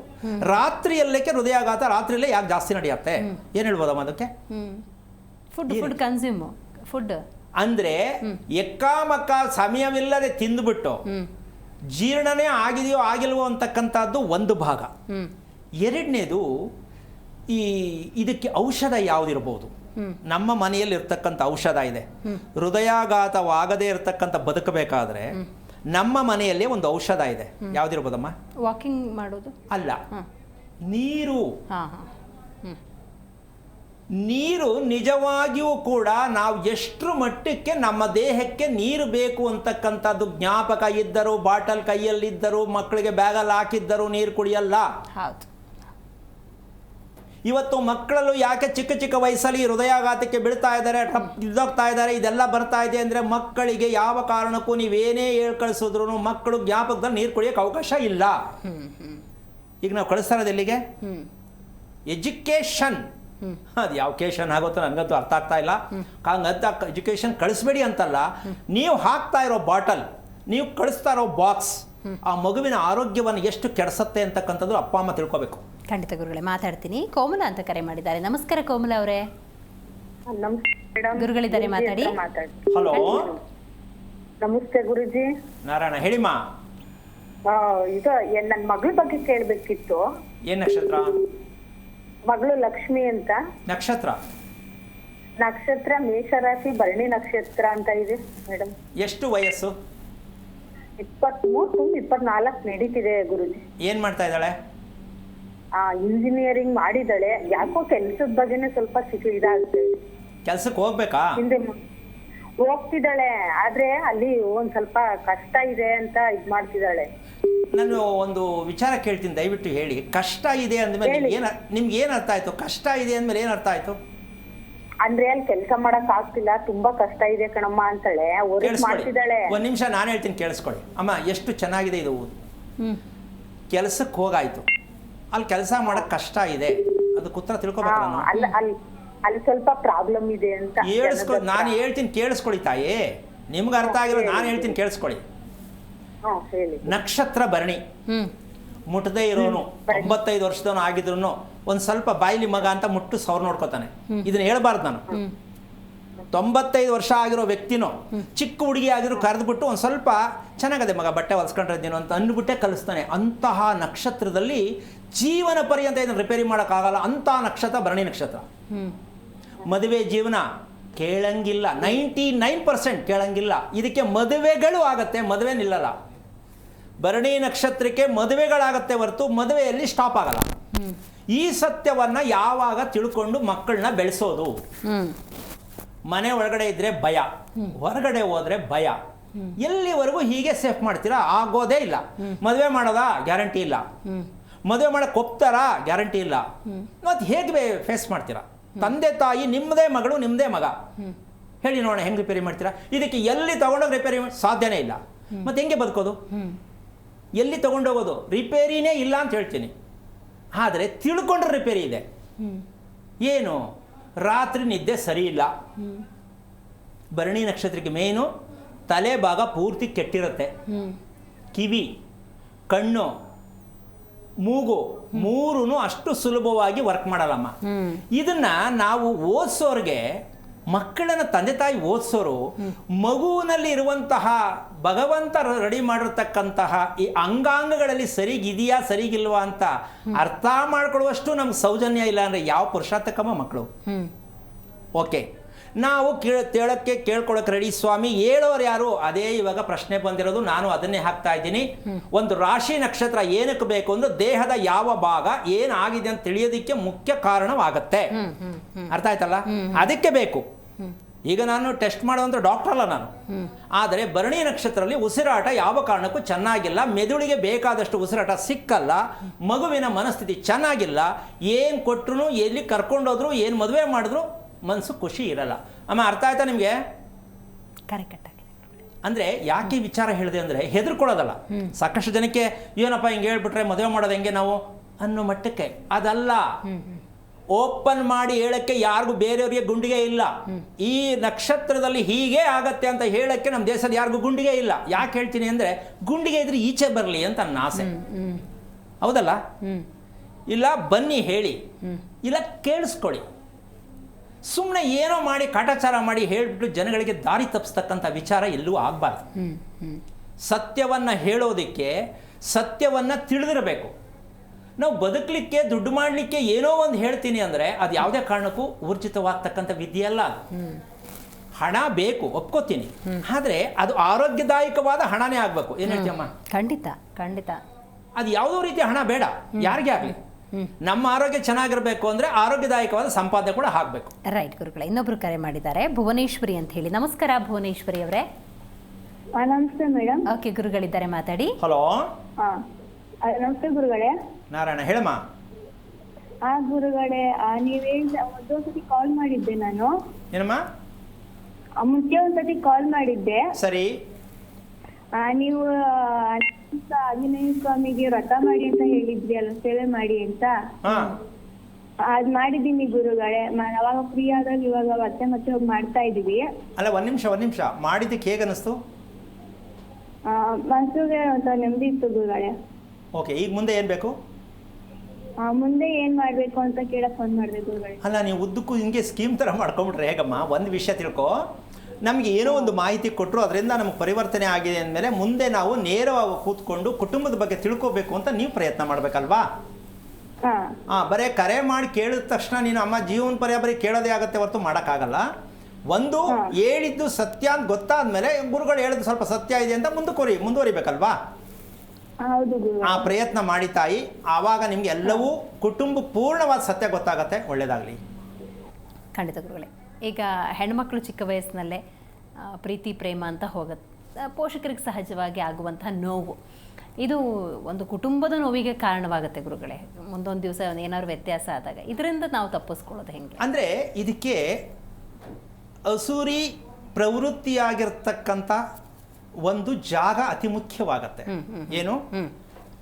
ಅಸೂರಿ ಪ್ರವೃತ್ತಿಯನ್ನು ಉಂಟು ಮಾಡುವ, ವಾಸ ಮಾಡುವ ಮನೆ ಮೊದಲನೇ ಪ್ಲೇಸಲ್ಲಿ ಬರುತ್ತೆ. ಏನು? ಬಾಡಿಗೆ ಮನೆ ಇರ್ಬೋದು, ಸ್ವಂತ ಮನೆ ಇರ್ಬೋದು, ಯಾವುದೇ ಆಗಿರ್ಬೋದು. ಮಕ್ಕಳು ದಾರಿ ತಪ್ಪುವುದಕ್ಕೆ ಮೂಲ ಕಾರಣ ಸ್ಥಳ ಮಹಿಮೆ ಅತಿ ಮುಖ್ಯವಾಗಿ ಆಗತ್ತೆ. ಯಾಕೆ ಅಂತಕ್ಕಂಥ ಒಂದು ಪ್ರಶ್ನೆ ಬೇಕಾಗತ್ತೆ. ಇಲ್ಲಿ ಭೂಮಿ ಅಂತಕ್ಕಂಥದ್ದು ಅರ್ಧನಾರೀಶ್ವರ ಅಂತ ಶಿವಪಾರ್ವತಿ ವಿಷಯಕ್ಕೆ ಬರುತ್ತೆ. ಈ ಪರಮೇಶ್ವರ ಆ ದೇವಿಯಲ್ಲಿ ಸೇರ್ಕೋತಾರಂತೆ. ಅದು ಲಲಿತ ಸಹಸ್ರನಾಮದಲ್ಲಿ ಬರುತ್ತೆ. ಆ ಭಾಗದಲ್ಲಿ ಲಲಿತ ಸಹಸ್ರನಾಮದಲ್ಲಿ ಬರುತ್ತೆ. ಆದರೆ ಭೂಮಿ ನಿಯಮಬದ್ಧವಾಗಿಲ್ಲ. ನಾವು ಮನೆ ಕಟ್ಟುವ ಭೂಮಿ ಪ್ರಪಂಚದ ಇತಿಹಾಸದಲ್ಲಿ, ಅದಕ್ಕೊಂದು ಸಣ್ಣ ಉದಾಹರಣೆ ಹೇಳ್ತೀನಿ. ನಮ್ಮ ಭಾರತ ದೇಶದ ಭೂಪಟದಲ್ಲಿ ಉತ್ತರದಲ್ಲಿ ಹಿಮಾಲಯ ಪರ್ವತ. ಇದಕ್ಕಿನ್ನ ದುರಂತ ನಮ್ಗೆ ಇನ್ನೊಂದು ಬೇರೆ ಬೇಡ. ಭಾರತ ದೇಶದ ಭೂಪಟದಲ್ಲಿ ಉತ್ತರ ಭಾಗದಲ್ಲಿ ಹಿಮಾಲಯ ಪರ್ವತ. ಬಂಗಾಳ ಕೊಲ್ಲಿ ಎಲ್ಲಿದೆ ಭೂಪಟದಲ್ಲಿ? ಪೂರ್ವ ಭಾಗದಲ್ಲಿ ಬಂಗಾಳ ಕೊಲ್ಲಿ ನೋಡಮ್ಮ, ಸರಿನಾ? ಬಂಗಾಳ ಕೊಲ್ಲಿ ಪಶ್ಚಿಮದಲ್ಲಿದೆಯಾ ದಕ್ಷಿಣದಲ್ಲಿದೆಯಾ? ಭಾರತದ ಭೂಪಟದಲ್ಲಿ ಬಂಗಾಳ ಕೊಲ್ಲಿ ಯಾವ ದಿಕ್ಕಿನಲ್ಲಿದೆ? ಕೆಳಗೆ ಹಿಂದೂ ಮಹಾಸಾಗರ. ಈಗ ಅರ್ಥ ಮಾಡ್ಕೊಂಡಲ್ಲ, ಇಲ್ಲಿ ನೀರಿನ ಭಾಗ, ಪ್ರಕೃತಿಯಲ್ಲಿ ಇರ್ತಕ್ಕಂಥ ಕಳ್ಳು ಮಣ್ಣು ಬಂಡೆ ಬೆಟ್ಟ ಇರ್ತಕ್ಕಂಥ ಭಾಗ. ನಮ್ಮ ಭೂಪಟದಲ್ಲಿ ನಮ್ಮ ದೇಶದ ಮೇಲೆ ಯಾಕೆ ಪೂರ್ವ ಭಾಗದಲ್ಲಿ ಬಂಗಾಳ ಕೊಲ್ಲಿ ಅನ್ಕೋಬಹುದು, ಅಥವಾ ಡೌನ್ವರ್ಡ್ಸ್ ಕೆಳಭಾಗದಲ್ಲಿ ಹಿಂದೂ ಮಹಾಸಾಗರ. ಓಕೆ. ಈಗ ವಿಷಯ ಏನಂದ್ರೆ, ನಮ್ಮ ಭಾರತದ ಮೇಲೆ ಎಷ್ಟು ಜನ ದಂಡೆತ್ತಿ ಬಂದಿರತಕ್ಕಂಥ ವ್ಯತ್ಯಾಸ ಇದೆ ತಾನೆ? ನಾಶ ಆಗಿರೋದು ಇದೆ ತಾನೆ? ಯಾವುದೇ ದೇವಾಲಯಗಳು ಎಷ್ಟು ಒಂದು ಪ್ರಸಿದ್ಧವಾಗಿರ್ತಕ್ಕಂಥ, ತುಂಬಾ ಪ್ರಸಿದ್ಧಿ ಪಡೆದಿರ್ತಕ್ಕಂಥ ದೇವಾಲಯಗಳು ನಮ್ಮ ಭಾರತ ದೇಶದಲ್ಲೇ ಇರೋದು. ಆದರೆ ಯಾವುದನ್ನು ಕೂಡ ಮುಕ್ಕು ಮಾಡದೆ ನಮ್ಮವ್ರು ಬೇರೆಯವರು ಯಾರು ಬ್ರಿಟಿಷರು ಬಿಟ್ಟಿಲ್ಲ. ಕಾರಣ, ನಾವು ಏನೇ ಏಳಿಗೆ ಮಾಡಕ್ ಹೋದ್ರು, ನಾವು ಪಡ್ಕೊಳಕ್ ಹೋದ್ರು, ನಮ್ಮ ಧರ್ಮವನ್ನ ಕೆಡಿಸೋದಿಕ್ಕೆ ನಮ್ಮ ಭಾರತ ಮೇಲೆ ಆಕ್ರಮಣ ಮಾಡ್ತಕ್ಕಂಥದ್ದು ಈ ಒಂದು ಚಿತ್ರಣವನ್ನು ಸ್ವಲ್ಪ ನಾವು ಗಮನಿಸ್ಕೋಬೇಕು. ಹಾಗನ್ಬಿಟ್ಟು ಇವಾಗ ಹಿಮಾಲಯ ಪರ್ವತ ಬಂಗಾಳ ಕೊಲ್ಲಿ ನಾವೇನೋ ಮಾಡಬೇಕು ಅಂತಲ್ಲ. ನಾವು ಬದುಕಬೇಕಂದ್ರೆ ಇವೆಲ್ಲವನ್ನು ಸ್ವಲ್ಪ ಗಮನಿಸ್ಕೋಬೇಕಾಗತ್ತೆ. ನಮ್ಮ ಬದುಕು ಯಾವುದಕ್ಕೆ ಅಂತಂದ್ರೆ, ನಾವು ಕಟ್ಟುವ ಮನೆಯ ಪಕ್ಕದಲ್ಲಿ ಇರತಕ್ಕಂತಹ ಒಂದು ಭಾಗ ಇರತ್ತೆ ಅಂತ ಇಟ್ಕೊಮ್ಮ. ಒಂದು ಮನೆ ಕಟ್ತೀವಿ, ಮನೆ ಕಟ್ಟುವಾಗ ಆ ಕಡೆ ಈ ಕಡೆ ಜಾಗ ಇರಲ್ಲ. ಅಂದ್ರೆ ಜಾಗ ಇರುತ್ತೆ, ಖಾಲಿ ಇರುತ್ತೆ, ಯಾವುದೂ ಮನೆ ಇರಲ್ಲ. ತುಂಬಾ ಚೆನ್ನಾಗಿ ಎಲ್ಲ ಕೇಳಿದೀವಿ, ವಾಸ್ತು ಪ್ರಕಾರ ಮನೆ ಕಟ್ತೀವಿ ಅಂತ ಹೋಗಿ ಕಟ್ತೀವಿ. ಉತ್ತರ ಭಾಗಕ್ಕೆ ಖಾಲಿ ಇರತಕ್ಕಂತಹ ಜಾಗ ಇರುತ್ತೆ. ದಕ್ಷಿಣದಲ್ಲಿ ಒಂದು ಮನೆ ಕಟ್ಟಿರ್ತಾರೆ. ಈ ಮನೆ ಬೇಗ ಕೈ ಹಾಕಿದ ತಕ್ಷಣ ದುಡ್ಡು ಹೆಂಗೋ ಬತ್ತು ಸ್ವಾಮಿ ಮನೆ ಆಗೋಯ್ತು ಅಂತ ಖುಷಿ ಪಟ್ಬಿಡ್ತಾರೆ. ತುಂಬಾ ಖುಷಿ ಪಡ್ತಾರೆ, ತುಂಬಾ ಈಸಿಯಾಗಿ ಮನೆ ಕಟ್ಬಿಟ್ಟೆ ಅಂತ. ಆದರೆ ಆ ಉತ್ತರ ಜಾಗಕ್ಕೆ ಬೇರೆಯವರು ಬಂದು ಫೌಂಡೇಶನ್ ಹಾಕಿದ ತಕ್ಷಣ ಈ ಮನೆ ಕುಸ್ತೋಗುತ್ತೆ. ಉತ್ತರ ಜಾಗದ ಖಾಲಿ ಇದ್ದಂಥ ಜಾಗ ಮನೆ ಯಾವಾಗ ಬಂದು ಫೌಂಡೇಶನ್ ಹಾಕಿದ್ರು ಈ ಮನೆಯಲ್ಲಿ ಇರ್ತಕ್ಕಂಥ ಎಲ್ಲವೂ ಬದಲಾವಣೆ ಆಗ್ಬಿಡುತ್ತೆ. ಈಗೇನ್ ಮಾಡೋದು? ಮನೆ ಬಿಡದ, ಮನೆ ಹೊಡೆದಾಕದ? ಈ ವಿಚಾರಕ್ಕೆ ಅದಕ್ಕೆ ಹೇಳ್ತಕ್ಕಂಥದ್ದು, ಯಾಕೆ ಸ್ಟೆಪ್ ಹಾಕಿ ಮನೆ ಕಟ್ಟಬೇಕು ಅಂದ್ರೆ, ಬೇರೆ ಯಾರೇ ಮನೆ ಕಟ್ಟೋದು ಎದುರು ಕಟ್ಲಿ, ಪಕ್ಕದಲ್ಲಿ ಕಟ್ಲಿ, ಹಿಂಭಾಗ ಕಟ್ಲಿ, ಮುಂಭಾಗ ಕಟ್ಲಿ, ಆ ಮನೆಯ ಆಯವರ್ಗ ನಮ್ಮ ಮನೆಯನ್ನ ನಾಶ ಮಾಡಬಾರ್ದು. ಹೌದು, ಇದು ನಮ್ಮನ್ನ ತುಂಬಾ ನಾಶ ಮಾಡಿಬಿಡುತ್ತೆ. ನೀನ್ ಏನ್ ಮಾಡೋ ತಲೆ ತಗ್ಬಿಡಲ್ಲ. 30 ವರ್ಷದಿಂದ ಚೆನ್ನಾಗಿದೆ ಸ್ವಾಮಿ, ಅದೇನೋ ಅದೃಷ್ಟ ವಸಾತಿ ಮಗು ಹುಟ್ಟುಬಿಡ್ತು ಅಂತ ತೆಗೆದು ಮಗು ಮೇಲೆ ಹಾಕ್ಬಿಡ್ತಾರೆ. ಅಂದ್ರೆ ನಮ್ಮ ಮನೆ ಅಂತಕ್ಕಂತಹ ವಿಚಾರದಲ್ಲಿ ಏರಿಳಿತಗಳು, ಮನೆಯ ಏರಿಳಿತಗಳು ನಮ್ಮನ್ನ ಯಾವ ಮಟ್ಟಕ್ಕೆ ತಗೊಂಡೋಗುತ್ತೆ ಅಂತಕ್ಕಂತಹ ಒಂದು ವಿಷಯಕ್ಕೆ. ಮತ್ತೆ ಇನ್ನೊಂದು, ಮಕ್ಕಳಿಗೆ ಆದಷ್ಟು ಒಂದು ಸಣ್ಣ ಸೂಚನೆ ಕೊಟ್ಟಿದ್ದೀನಿ ನಾನು. ಏನು ಅಂದ್ರೆ, ಮಕ್ಕಳು ನಾಲ್ಗೆ ರುಚಿ, ಅದರಲ್ಲಿ ವಿಶೇಷ ಹೆಣ್ಮಕ್ಳು ನಾಲ್ಗೆ ರುಚಿಯನ್ನ ಯಾರು ಇಷ್ಟಪಡ್ತಾರೋ ನೀವು ತಿಳ್ಕೊಬೇಕು. ಸ್ವಲ್ಪ ಆ ಮಕ್ಕಳನ್ನ ಗಮನಿಸ್ಕೋಬೇಕು. ಏನ್ ಗಮನಿಸ್ಕೋಬೇಕು ಅಂತ ಕೆಲವರು ಹೇಳ್ತಾರೆ, ನೀರಿನ ಹತ್ರ ಬಿಡಬೇಡ ಜೋಪಾನ ಅಂತ, ಹೇಳ್ಬಿಟ್ಟು ಕಟ್ ಮಾಡ್ಬಿಟ್ಬಿಡ್ತಾರೆ. ನೀರಿನ ಹತ್ರ ಬಿಡಬೇಡ ಅಂದ್ರೆ ಏನು ಹೇಳ್ಕೊಳ್ಳೋದಲ್ಲಿ? ಹಾಗೆ ನಾನು ಹೇಳ್ತಿರ್ತಕ್ಕಂಥ ವಿಷಯ ಏನಪ್ಪಾ ಅಂದ್ರೆ, ನಿಮ್ಮ ಮಗು ರುಚಿಗೆ ತುಂಬಾ ಫಿಕ್ಸ್ ಆಗಿದೆ ಅಂದ ಮೇಲೆ, ಅದು ದೊಡ್ಡವರು ಕೂಡ ಇರ್ತಾರೆ, ಆದ್ರೆ ಅವ್ರನ್ನ ಕಂಟ್ರೋಲ್ ಮಾಡೋಕ್ಕಾಗಲ್ಲ ಅಂತ ನಿಮ್ಗೆ ಅರಿವು ಆಗಿರುತ್ತೆ ಅಂತ ಅನ್ಕೋತೀನಿ. ಹೌದಲ್ಲಮ್ಮ? ಮನೆಯಲ್ಲಿ ನನಗಿದೇ ಬೇಕು, ನನಗಿಂತ ಸೀರೆನೇ ಬೇಕು, ಇಂಥದೇ ತಂದ್ಕೊಡ್ಬೇಕು, ಇಲ್ಲ ಅಂದ್ರೆ ಇಂಡಿಯನ್ ಪಾಕಿಸ್ತಾನ ವಾರ ಆಗತ್ತೆ. ಇದೆಲ್ಲವೂ ಕೂಡ ಎಲ್ಲ ಮನೆಗಳಲ್ಲಿ ನಡೆಯಿಲ್ಲ. ಇದಕ್ಕೆ ಕಾರಣ ಅವರ ಒಂದು ರುಚಿಯಿಂದ ನಮ್ಮ ದೇಹ ಅನ್ನೋದಕ್ಕಿನ್ನ ಮನಸ್ಸು, ನಾವು ಊಟ ಮಾಡುವ ಊಟ ಯಾವುದಕ್ಕೆ ಬೇಕು ಅಂದ್ರೆ ದೇಹಕ್ಕಾಗಿ ಊಟ ಮಾಡಬೇಕು. ನಾವು ಮಾಡುತ್ತಿರುವ ಊಟ 99% ನಾಲಿಗೆ ರುಚಿಗಾಗಿ ಮಾಡುತ್ತಿರುವ ಊಟದ ಪ್ರಕ್ರಿಯೆಯಿಂದ ಜನನ್ನ ದಾರಿ ತಪ್ಪಿಸೋದಕ್ಕೆ ಕಾರಣ ನಾಲಿಗೆಯ ರುಚಿಯೇ ಕಾರಣ ಅಂತ ಹೇಳ್ತಾ ಕಾರ್ಯಕ್ರಮ ಮುಗಿಸ್ತಾ ಇದ್ದೀನಿ. ಜೈ ಶ್ರೀರಾಮ್. ನೋಡಿದ್ರಲ್ಲ ವೀಕ್ಷಕರೇ, ಇವತ್ತಿನ ಕಾರ್ಯಕ್ರಮದಲ್ಲಿ ಹಲವಾರು ವಿಚಾರಗಳನ್ನು ತೆಗೆದುಕೊಂಡಿದ್ದೇವೆ. ಯಾಕಂತ ಹೇಳಿದ್ರೆ, ಹೆಣ್ಣು ಮಕ್ಕಳು ಒಂದು ಸಂದರ್ಭದಲ್ಲಿ ಇವತ್ತು ನಾನಾ ರೀತಿಯ ಸಮಸ್ಯೆಗಳನ್ನು ಎದುರಿಸ್ತಾ ಇರ್ತಾರೆ. ಅದರಲ್ಲೂ ವಿಶೇಷವಾಗಿ ಪ್ರೀತಿ ಪ್ರೇಮದಂತಹ ಸಮಸ್ಯೆಗಳು. ಅದಕ್ಕೆ ಕಾರಣ ಏನು ಅನ್ನೋದನ್ನು ಗುರುಗಳು ತಿಳಿಸ್ಕೊಟ್ಟಿದ್ದಾರೆ. ಇದರ ಜೊತೆಗೆ ನೀವು ಕೂಡ ಮುಂದಿನ ಸಂಚಿಕೆಯಲ್ಲಿ ಮತ್ತೊಂದು ವಿಚಾರದೊಂದಿಗೆ ಬರ್ತೀವಿ. ಕರೆ ಮಾಡಿ ನಿಮ್ಮ ಜೊತೆ ಖಂಡಿತವಾಗ್ಲೂ ಗುರುಗಳು ಸರಿಯಾದಂತಹ ಪರಿಹಾರ ಮಾರ್ಗಗಳನ್ನು ತಿಳಿಸ್ಕೊಡ್ತಾರೆ ಅಂತ ಹೇಳ್ತೀವಿ. ಇವತ್ತಿನ ಕಾರ್ಯಕ್ರಮವನ್ನು ಮುಗಿಸೋಣ. ನೋಡ್ತಾರೆ ಜಿ ಕನ್ನಡ ನ್ಯೂಸ್, ಸತ್ಯವೇ ಸುದ್ದಿಯ ಜೀವಾಳ. ಹೆಚ್ಚಿನ ಮಾಹಿತಿಗಾಗಿ ಸಂಪರ್ಕಿಸಿ ಶ್ರೀಮಾನ್ ಶ್ರೀ ಪುರುಷೋತ್ತಮ್ ದೇಶಿಕ್ ಗುರೂಜಿ, ಶ್ರೀ ಧರ್ಮ ಮಾರ್ಗ ಕಚೇರಿ, ಸಂಖ್ಯೆ 532, ಮಲಥಳಿ ಮುಖ್ಯ ರಸ್ತೆ, ಬೆಂಗಳೂರು 560056. ಸಂಪರ್ಕಿಸಿ 9108258834, 8618915231, 901949493967.